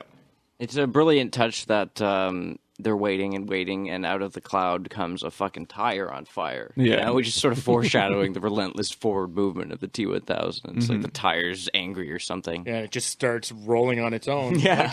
Have you like that movie Rubber? Have you seen that? I love that movie about the tire. I think it's the same tire. They must have hired the Right, same the tire keeps that going. one moves on its own, so let's get that one. Okay, and he'll do it for like peanuts. So let's do that. Perfect casting. Perfect casting. Anything else about the aqueduct scenes? That's one of the most epic chases Oh, in yeah. the 90s, I think. Yeah. Probably the And best. just like shooting the chains off the Yeah. fences and up and down, like the level changes, the crane shots And sound Arnie's now editing. upgraded from a sport bike, which Yeah. in the 80s, to like a Harley, which suits him as a big man. Right. Because the original, I don't know if you recall the bike in the first one, it didn't really Yeah. suit him. You know what I mean? It was probably the closest one. So he Right. grabbed it. But this bike he's riding in the Yeah, I Aqueduct, barely even remember it's that an bike. authentic Hell's Angels, but he took it from the guy at the restaurant, right? Yeah. It's because a he forgot badass to say bike. please. Yeah. And he's like, oh yeah? Well, you're going to fucking die now. So. Right, he puts the cigarette out on Arnie's pectoral. And then like, he that's throws him gonna onto do the anything. gas stove there, the flat top. That escalated quickly, rather It was quickly. like, holy fuck, dude. Oh. Yeah, the guy's on the flat top trying to put his hand anywhere, and he's like, ow, ow, ow. And then the other guy, he grabs his knife and just pins him to the table. Yeah. That's like wicked. Because what do? You're like, and there's probably no fucking ambulance anywhere near that bar. It was like No. some saloon and like, tumbleweeds, Industrial, fucking, you know what I mean? Holy fuck, that was cool. I got off. I on love it. too when he gets onto the bike and the owner of the bar comes out with the shotgun and says, "I can't let you take the man's bike, son." And he just walks up to him and takes his fucking sunglasses and puts them on and gets back on the bike. Yeah, and it's Bad to the Stupid Bone by George Thorogood. Yes. As soon as that happens, you're like, oh, this is gonna suck. But at the time, it hadn't been overused. Later on, they used it for that fucking Jared Fogle commercial. Oh. He's looking good. He's eating subs. He's fucking kids. It's like so stupid. That's a little soon, but I like it. This the episode chase- definitely has the most swearing out of any of our episodes Well, yeah, thus that's far. I just got to say this quick. I know we've probably all heard it, but I'm just going to throw this out there. It's funny that Jared Fogle's career started the same way it ended, by trying to get into smaller pants. Okay, back to Terminator. Yeah, please don't sue us. So the chase, to me, that's almost the centerpiece of the movie. It's more thrilling than the final battle, and it's more thrilling than that standoff at Skynet, which are both badass. But that chase is just, I've never seen a better one, man. And Well, what about the helicopter versus the SWAT truck? Yeah. Same movie. And I want to talk about that scene that leads up to it. Okay, well, we'll get to that. But if we're talking about comparing chases, like, I still think you're right about the aqueduct being because it's the beginning of the movie too. Yeah, it's the first big action. And if you throw a helicopter in anything, obviously it's going to be like, oh, cool, thank fuck, look at that. So you always get that bird's eye view, which helps. But I remember seeing the extras from Death Proof, and Tarantino said, there haven't really been any good car chase scenes in the past 20 years, except for T2. Yeah. And he was trying to top that. I don't think he did with Death Proof, although I love that car chase scene. But the T2 one's just yeah. It's epic. Yeah. It sets the bar so high. Absolutely. I don't know. I like. Now, obviously, I don't want to go too far off topic, but I remember really liking when I was a kid that just the "Come with me if you want to live" line showing back up again when they're leaving the. Because I think that's a little. It's not just a wink to the audience. I think it's a little reaffirmation that I have in fact been programmed by humans. I'm not. I haven't been sent back by Skynet to to play with you.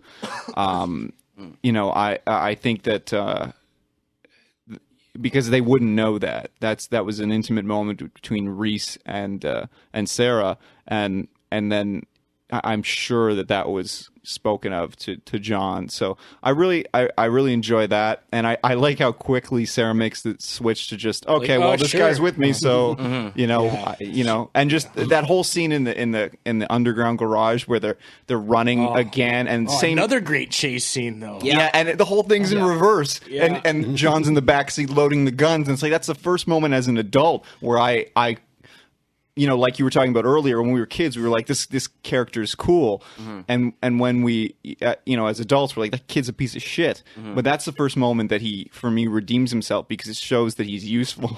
Yeah. Mm-hmm. Well, also, or it's like, if a kid isn't getting me something to drink or like doing my laundry or something or loading my guns, I have no need for them. But, I think that's the first moment where you start to see the John Connor that could become the leader of the... Right. Because Sarah's been training him until she got arrested. Well, that scene, and also he's instrumental in convincing Sarah. I'm pretty sure he says, "Mom, it's okay," or something. Yeah. And she realizes too, like, John's right here. If he wanted to kill John, they wouldn't hang out first. Like, I just want to, play some basketball, and then I'm going to crush your fucking skull. So anyway, I want to learn about basketball. Yeah, and also she's obviously all fucked up and freaking out, and then. I don't know. Who's to say what kind of decision you'd make? But I see what you mean, though. Like, oh, yeah, I remember when you tried to kill me for a whole movie, and now I'm just going to hold your hand and run away. Yeah. And then she sees T-1000, she's like, oh, shit, yeah, okay, I don't like that one. Yeah, that one's no good. That one looks meaner. I don't like it. Yeah, Robert Patrick is amazing. His brother is a singer from Filter, right? Maybe. Yeah, I just wanted to point that out. Really? Yeah. Wow. Jesus, his brother's a douchebag. Richard Patrick, I saw an interview with him and he was whispering, and the interviewer's like, "Why are you whispering?" And he explained in his whisper that his voice is so good he doesn't want to waste it. It's so good. We had 2 hits. His voice is so good you can't even hear it. He's using one of those like Stephen Hawking talkers. Yeah. I'm saving it for the show that 90 people will come to. Because it's 2015 and no one likes my band. Yeah. But in any case. Robert Patrick. Wow. Yeah, Robert Patrick. He's the man. He's the man. And he's great in, we grew up with him being kind of the Mulder replacement in X-Files. But I don't think he ever was as good again as he was in this film. And it's so interesting because he had the least to work with. Mm-hmm. He doesn't have a lot of lines. Right. It's all body language. It's all intimidation. Yeah. Yeah. Very subtle changes in facial expression. You were talking about this when we rewatched it, Dave. Like when he shows the photograph to John's foster parents, and what do they say? It's something like, "Is anything wrong?" Yeah. Oh, there was a big guy here earlier looking for him too. Has that got something to do with this? No. No. I'm just gonna take this picture and see you later. You could see him thinking as he looks at the photo, and he's thinking yes. And then he looks up. No. Is something that got something to do with it? Yes. I mean, no. I wouldn't worry about it. I wouldn't worry about it. Yeah. Just a cop and a giant biker over here looking for him, but he's okay. Yeah, there's nothing wrong. Just normal Tuesday. Yeah. He also didn't want to do Genesis either because he knew he couldn't top that role. He wanted to leave people with T2 and his character being that intense and that scary. Mm-hmm. And there was talk about getting him back as the older version, and he just said no. He's probably could really use the money. I think so. But he was still like, you know what? I'm not going to top that performance. And so I really respect that. Me too. Yeah, I mean, it's really iconic. He's still working. Like, let's not. He could really use the money. He's not.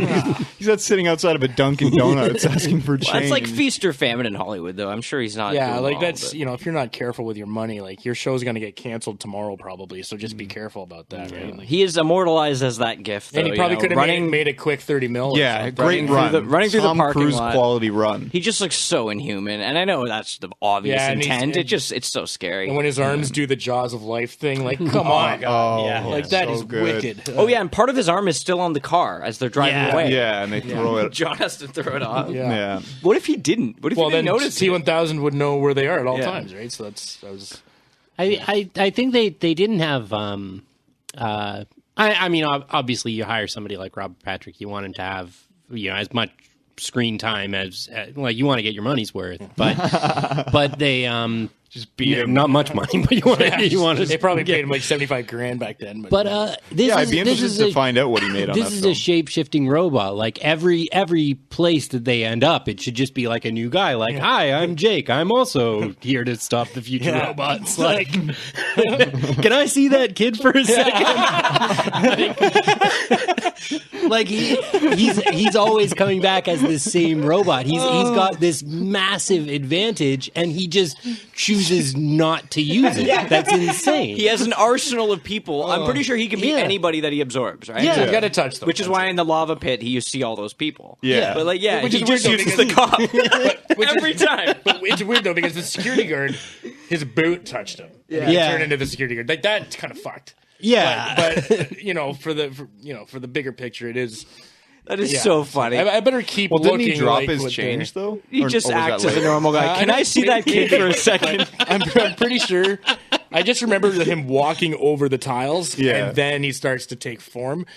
I don't know. Does he have to touch them? It's through osmosis. Yeah, he's got to touch them. Yes. Anything it comes in contact with. I think that's a big problem that I have with this movie as well. Is there's so many missed opportunities. Like especially for the budget. Like I didn't even know it was 102 million, but there's so many cool things you could do. I mean, we've talked about it in a few of the other episodes that a lot of good sequels raise the stakes, and I feel like this is another one of those examples where they really just there's actually less kills because Arnie can't kill anyone, and there's less but there's bigger action pieces. There's less good guys, and there's like basically the same number of bad guys. Where I think this movie could have been a lot more fun if there was like more than one T1000 or more than one. Like maybe instead of a T1000 is kind of a very convenient bad guy. It's like it's just wicked. Mm-hmm. But maybe having just like. The machines realized they lost this because they waited to hear back. Like, I guess he's not coming back. Maybe we should.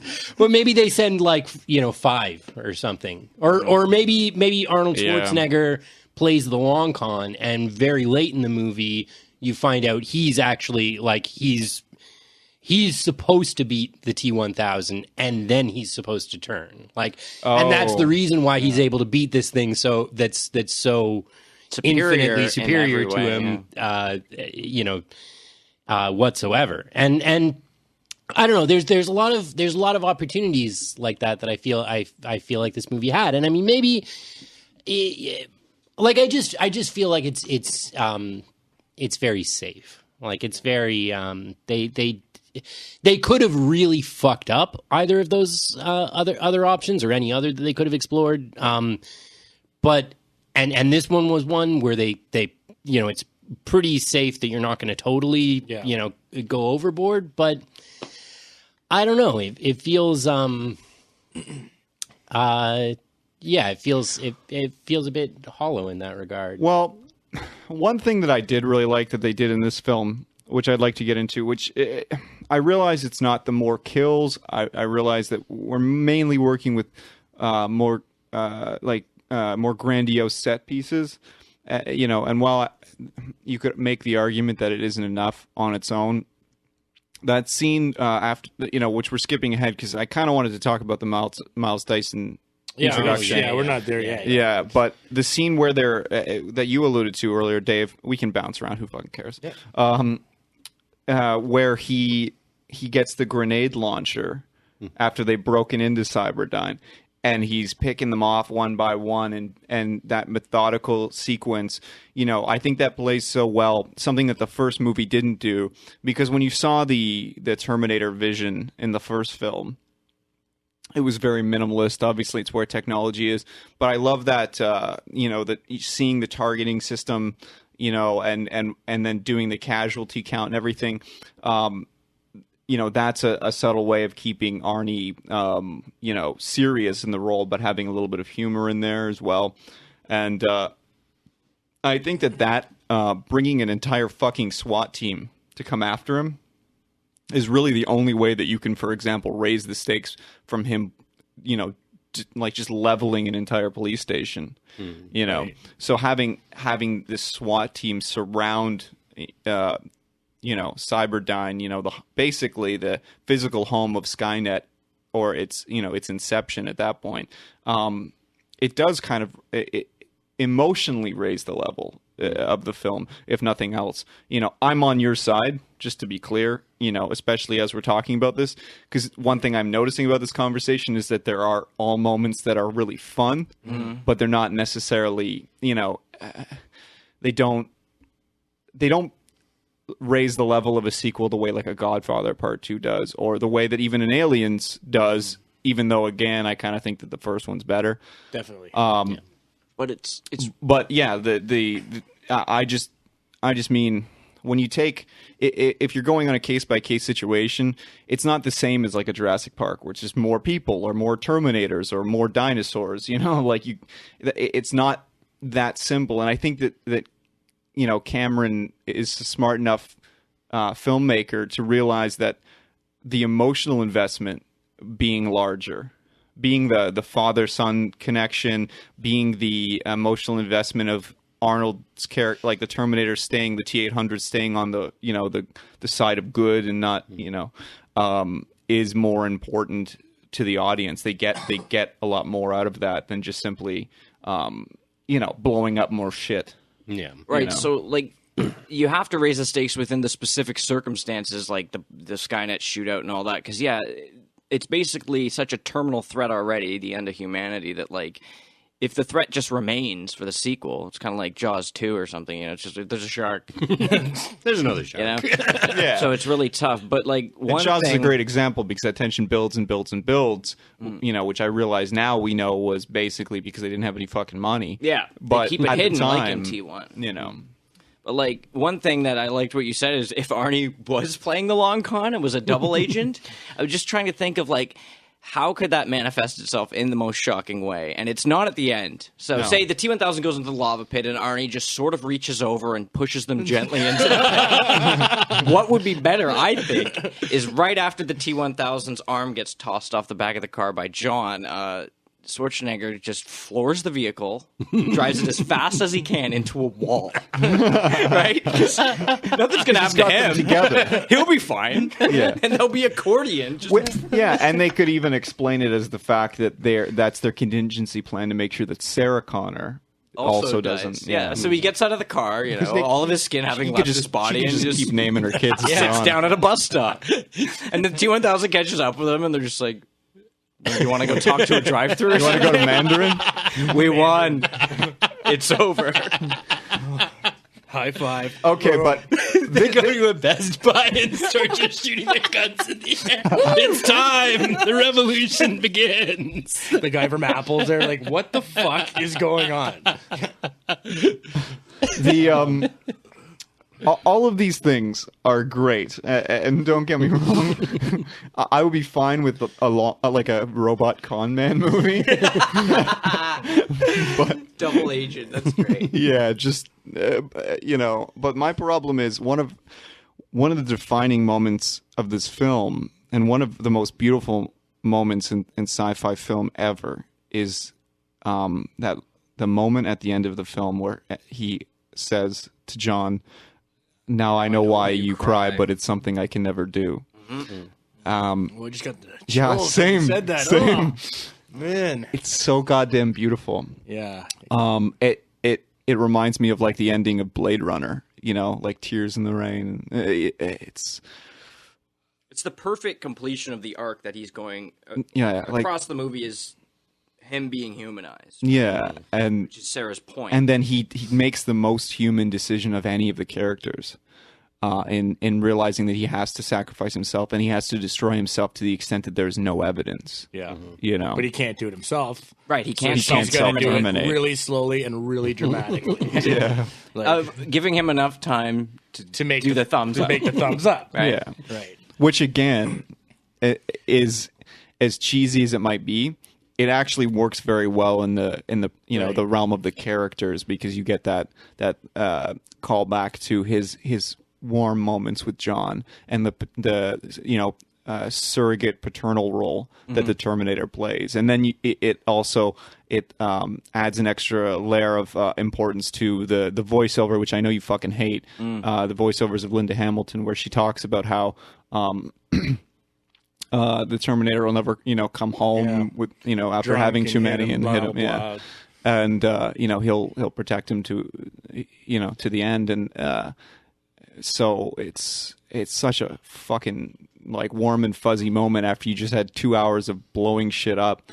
It's just so beautiful. Like, it really is. The thing that always kind of bugged me is John is obviously stupid, because at the end of the movie he's like, yeah, don't worry about it, we'll make it work or whatever. We'll hide you or whatever. This fucking guy has been wanted for 7 years for the murder of all them fucking cops in the 80s. For every cop. You can't just bring him home. And they're like, isn't that the guy? I don't think so. Like, you know what I'm saying? So that's why he's like, no, I have to die because I'm a fugitive, for fuck's sakes. Like, technically. Just because he went away and came back, they don't fucking know that. Right, he Just doesn't every mention that. week That's on the America's guy. Most Wanted. They're like, have John you seen him? Walsh, And everyone's this like guy afraid. again. They're like, no, I haven't seen him. No, I think I just voted for him, though. I forgot about that. He's going to He's draw a wanted heat. man. Yeah. He That's killed a why- bunch of people in the but- 80s and then a bunch of people in the But 90s. that's why, like, they beefed up that SWAT team so much, because they say on the scanner cop killer. that he's wanted for the death of all the police officers. So that's why they send everybody, and that's why they're like, we're gonna take down this motherfucker. He thinks he's gonna do it again. Yeah, the and then they police just can't dispatcher. do it. He killed a bunch of people in Terminator 1. So, Yeah, he's wanted for the death of all them cops in Terminator 1. Send some cops over there. Yeah, they say it. Oh, But man. I mean, I agree with you that it's a missed opportunity in the sense that, Sarah goes, if a machine can learn the value of human life, maybe we can too. And she might as well just be like, well, this is the end of the movie. Yeah. Yeah, And I hope we've humans learned suck. this. It's I hope we like, how learned dumb do something. they think we are? We get it. I hope. And wouldn't that be the perfect plan, right? Like, I mean, they failed the first time. They send a robot back, and somebody beats it. So they know that there's already this established. They know that. We got to do something different. Yeah, and not just that, but also that they know that if the robots send somebody back, then the people are going to send somebody back as well. So why not send two things back? Right. Make and play them against one another, right? Like it's like, in my mind, it's What if they that's sent, what I would do if I was a killer robot. What if they empire. sent a Terminator back to also have sex with Sarah Connor? The Terminator? and then she gives birth to Yeah, a she gives Terminator. birth, and they're like, "That is the future, right fucking here."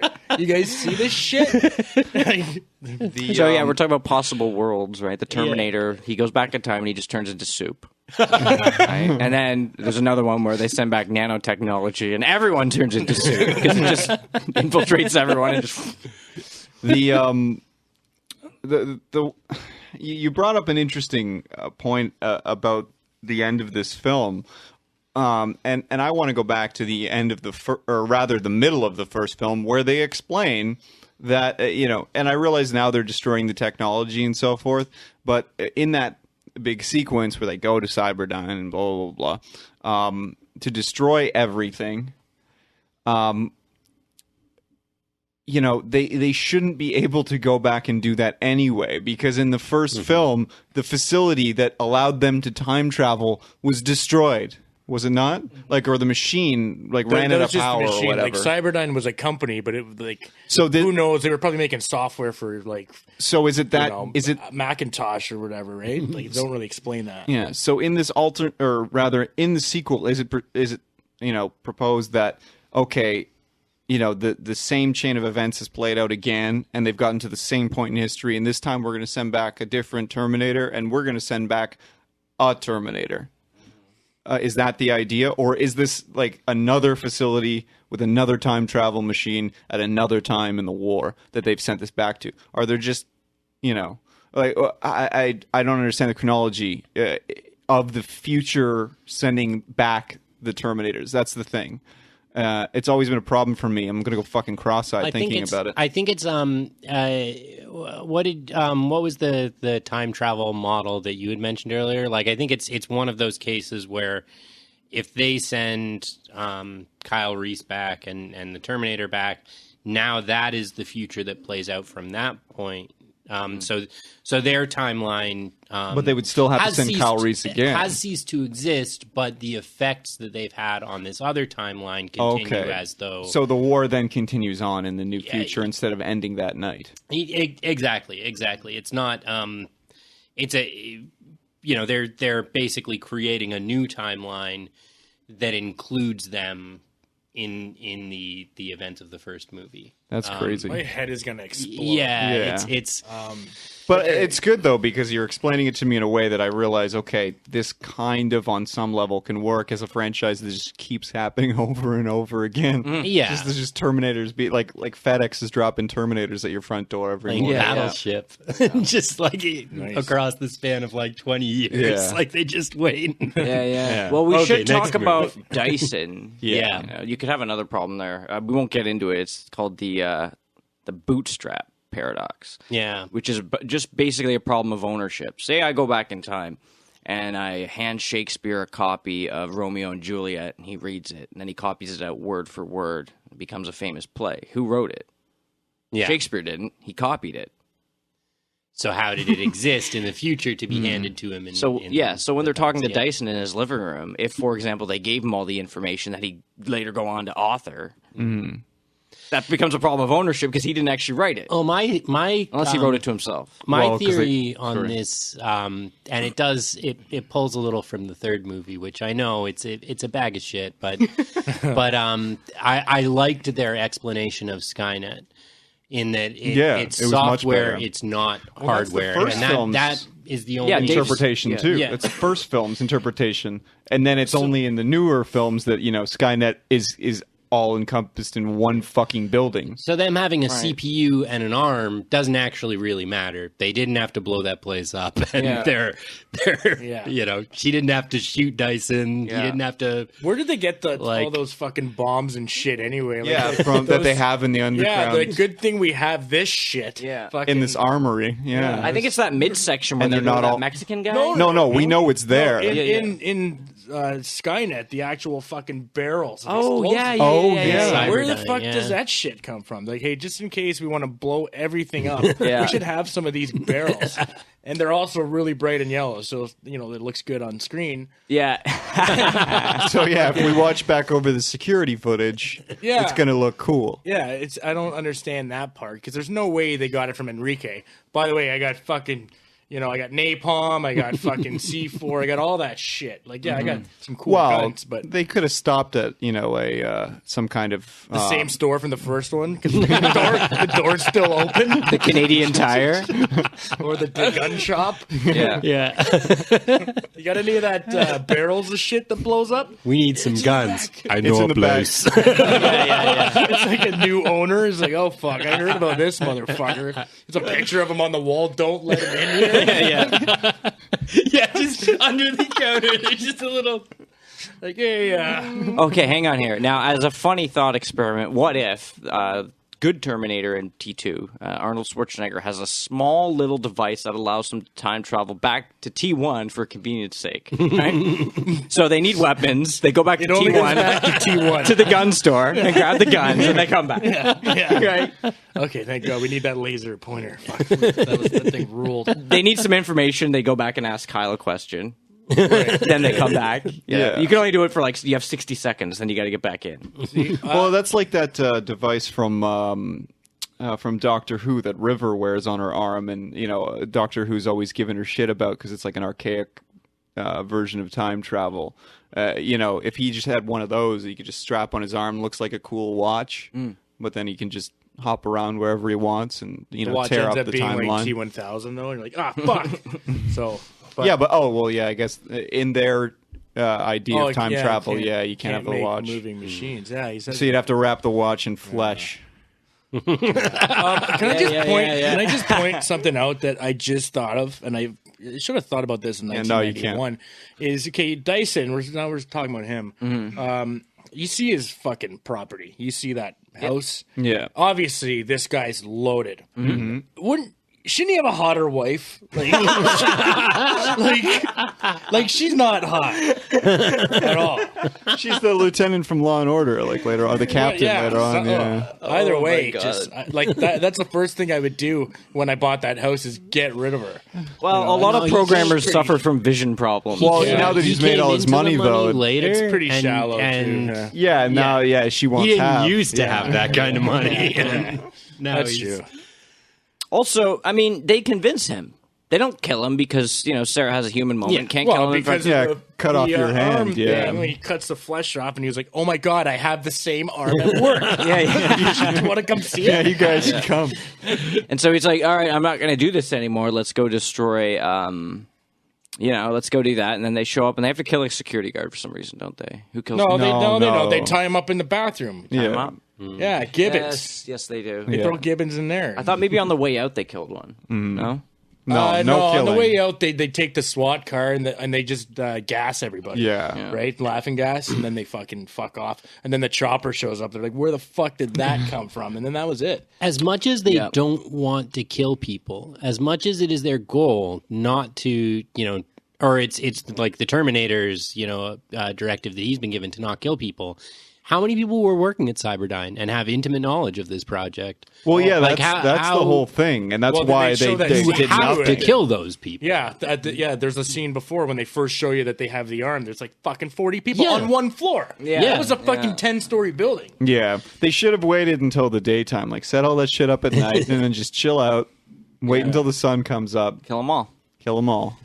Yeah, I guess the idea is that Dyson's work is so secretive and proprietary. Only he has he's the main he everybody gets else the arm fragments. out for someone at the beginning of the guy's like, hey, can I have the arm? Yeah, sure, no problem. And turn, Make sure you don't leave or anything. Yeah, don't take this thing to the bathroom and jerk off. Yeah, what's just funny because like that Apple employee that lost the iPhone prototype. Where's the arm? And then a fucking Terminator shows up. Great. See what happens when you fucking lose it? Yeah. Oh man. But yeah, I think that whole arc is they're wrong about that. They're wrong about the fact that Cyberdyne has anything to do with this. It maybe had some kind of an effect on when things occurred, like the date, for instance, the Judgment Day happens on, or something like that. But I think they aren't changing anything by getting rid of that processor and ARM. They think they are, but they this is just one piece of puzzle that's got to go. Right, they're thinking in terms of hardware, and they're thinking in early '90s terms. But you're absolutely right. All those people have to die. Yeah, anyone who knows anything about that shit has got to die.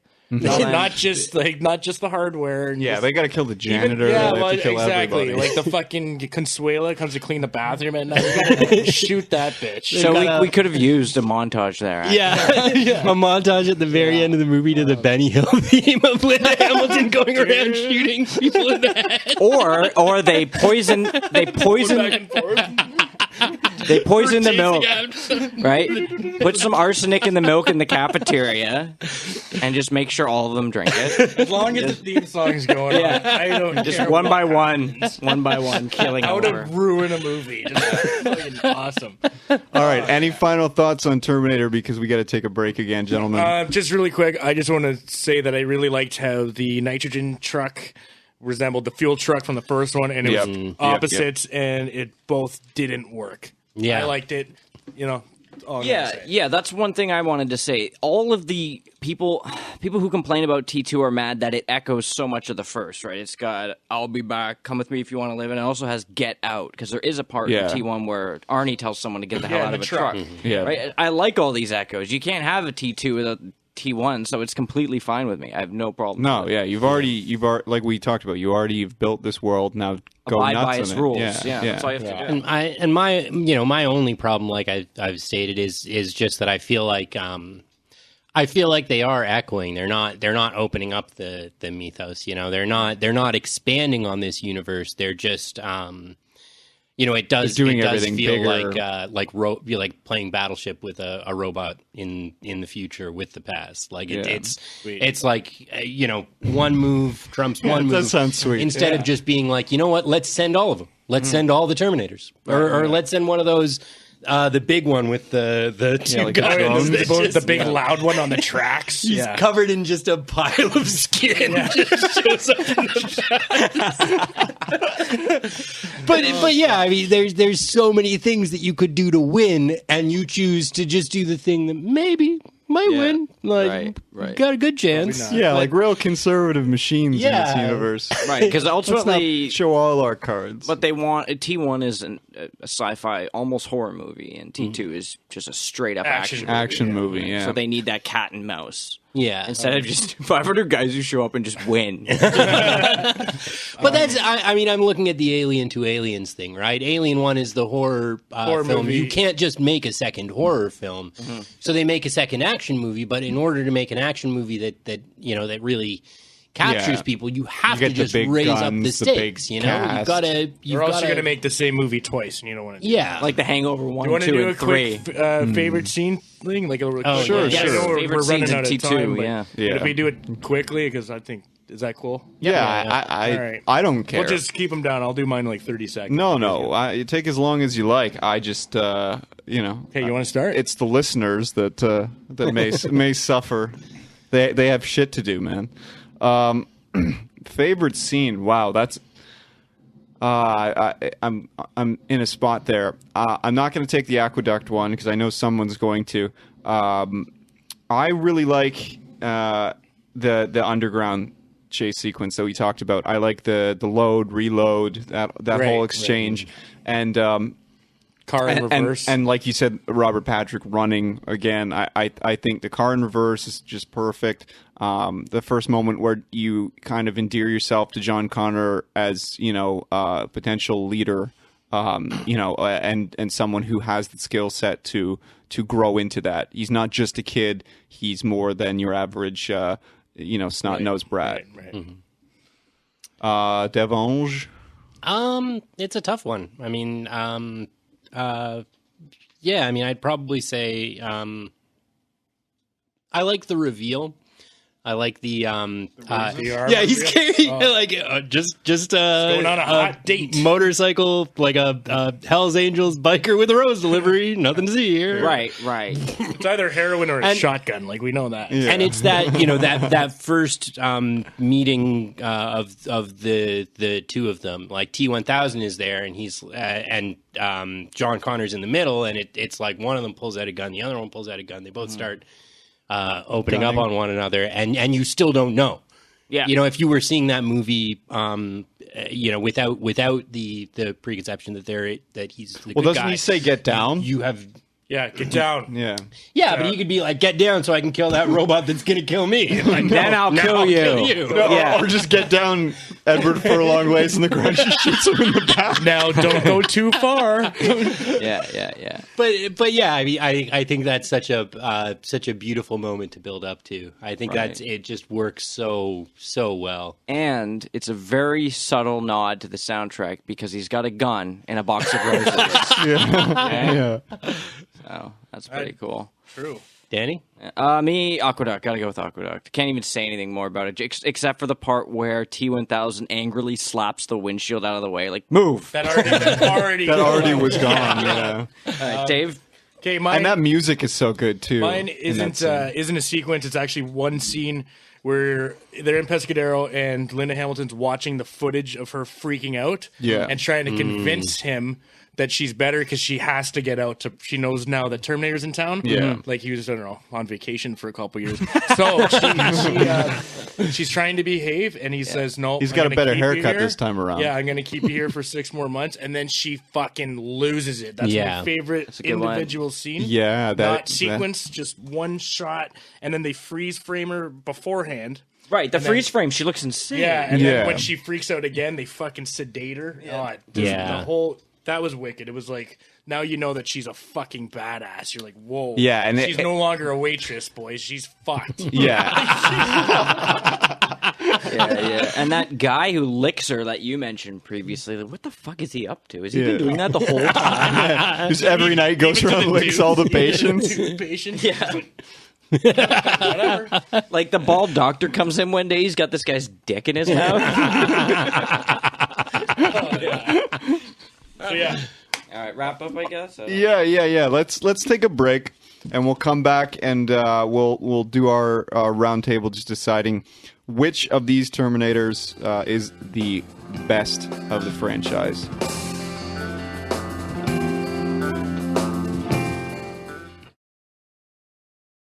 All right, gentlemen, this is the moment of truth. I'm really interested, after we've had this conversation, where we're coming down here. I know where Devon is, so I'm going to let Devon kick this thing off.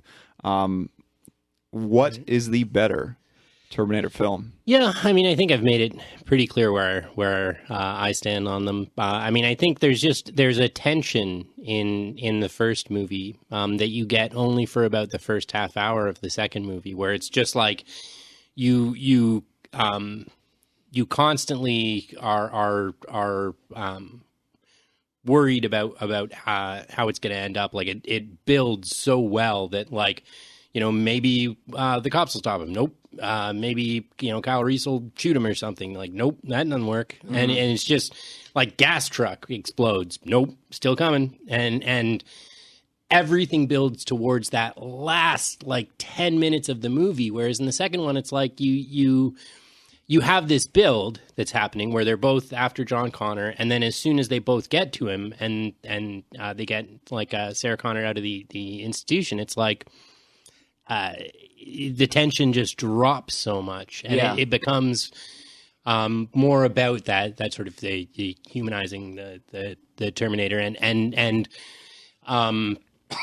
I just don't feel comfortable with that. Like I think that puts too much of a lull in the movie where you're made comfortable and you shouldn't. Like you should always be worried. And it's just something that I think the first movie does a lot better. And the second movie, it's a great movie. It's a great film, no doubt. Like they're both incredible movies, but the first one is in my opinion a whole heck of a lot better.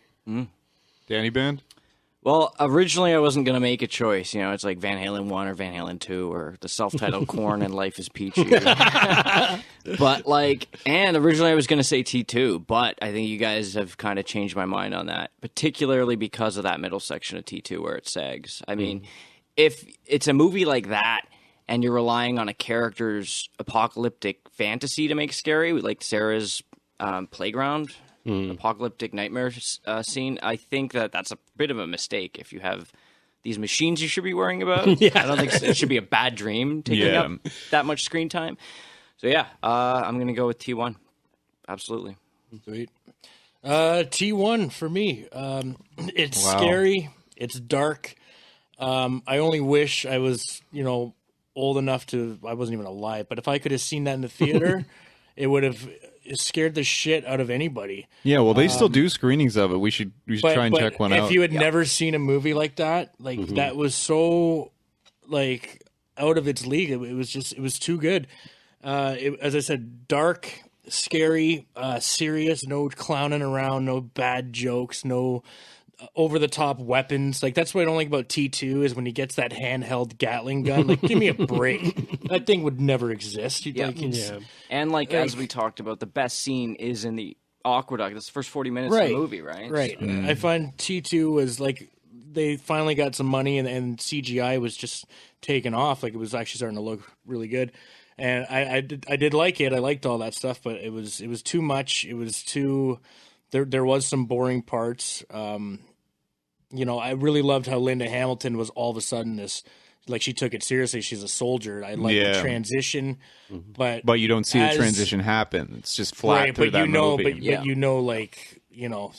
can just see, you just know what had happened, off camera or sorry. And they allude to it with the other guys, whoever can teach me something. Yeah. Number one, as we talked about, you can't kill it, and then when you see it limping, you're like, now there's hope. It was well done. Yep. I just wish I could have seen it in theaters and not have seen it for the first time.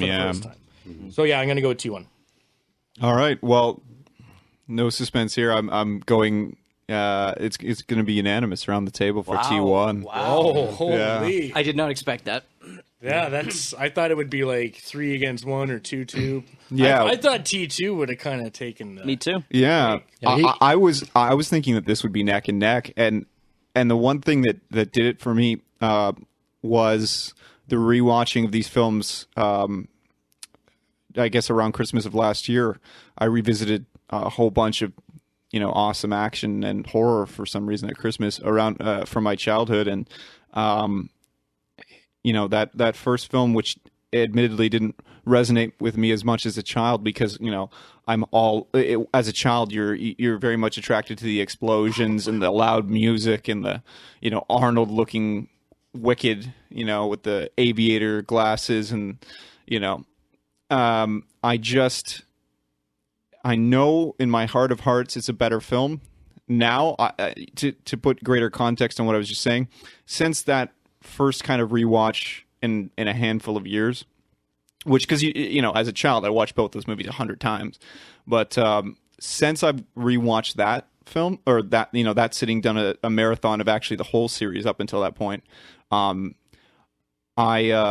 rewatched the first Terminator 3 times. I've watched it 3 times this year. Wow. Because it's just so good. And Linda Hamilton's breasts are just so nice. No, I'm kidding.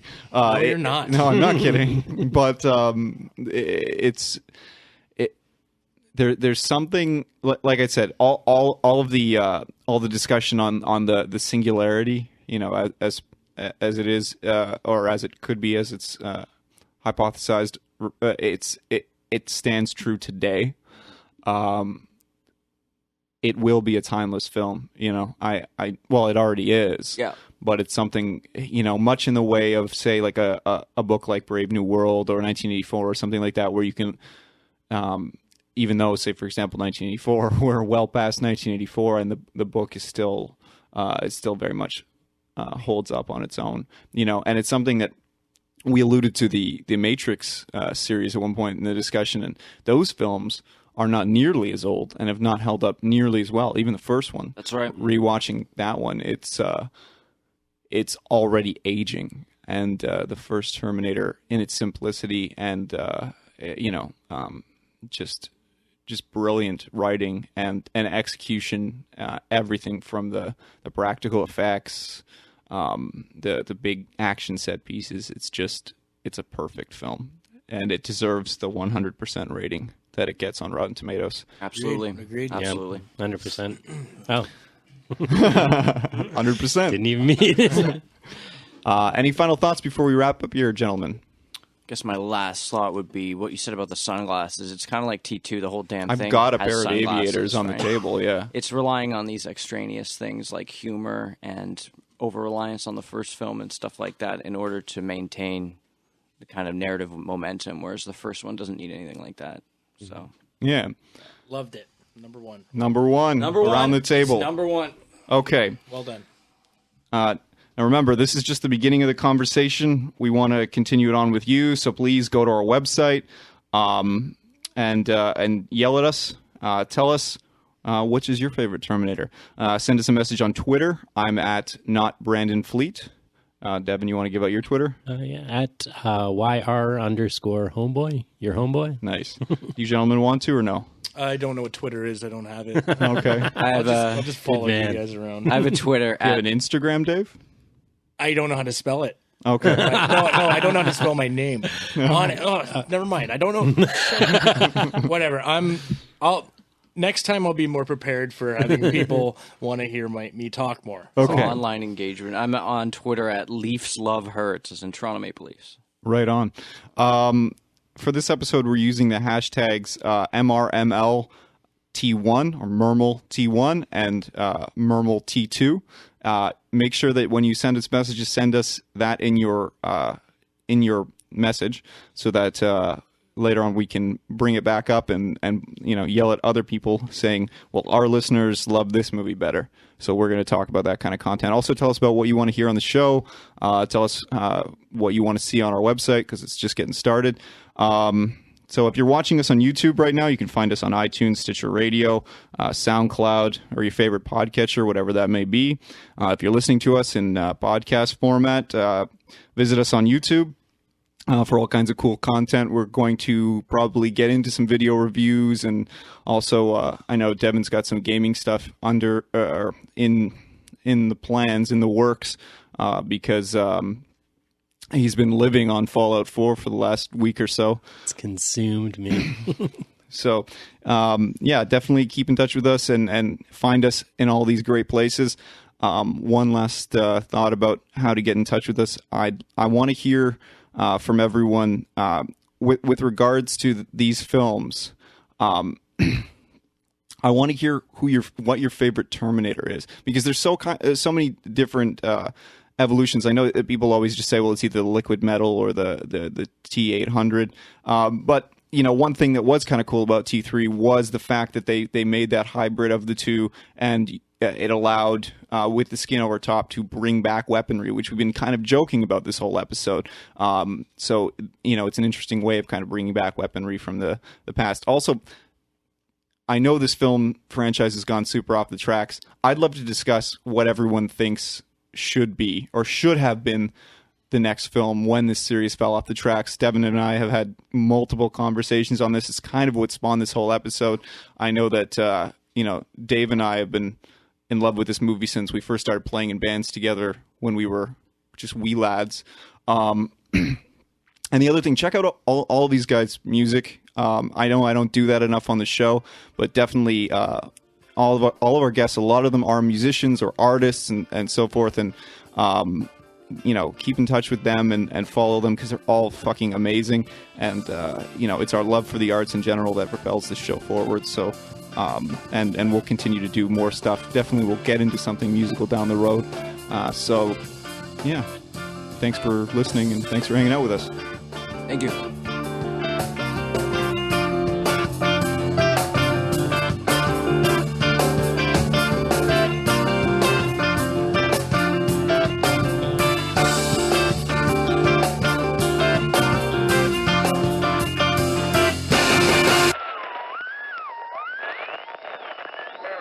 It's Michael Biehn.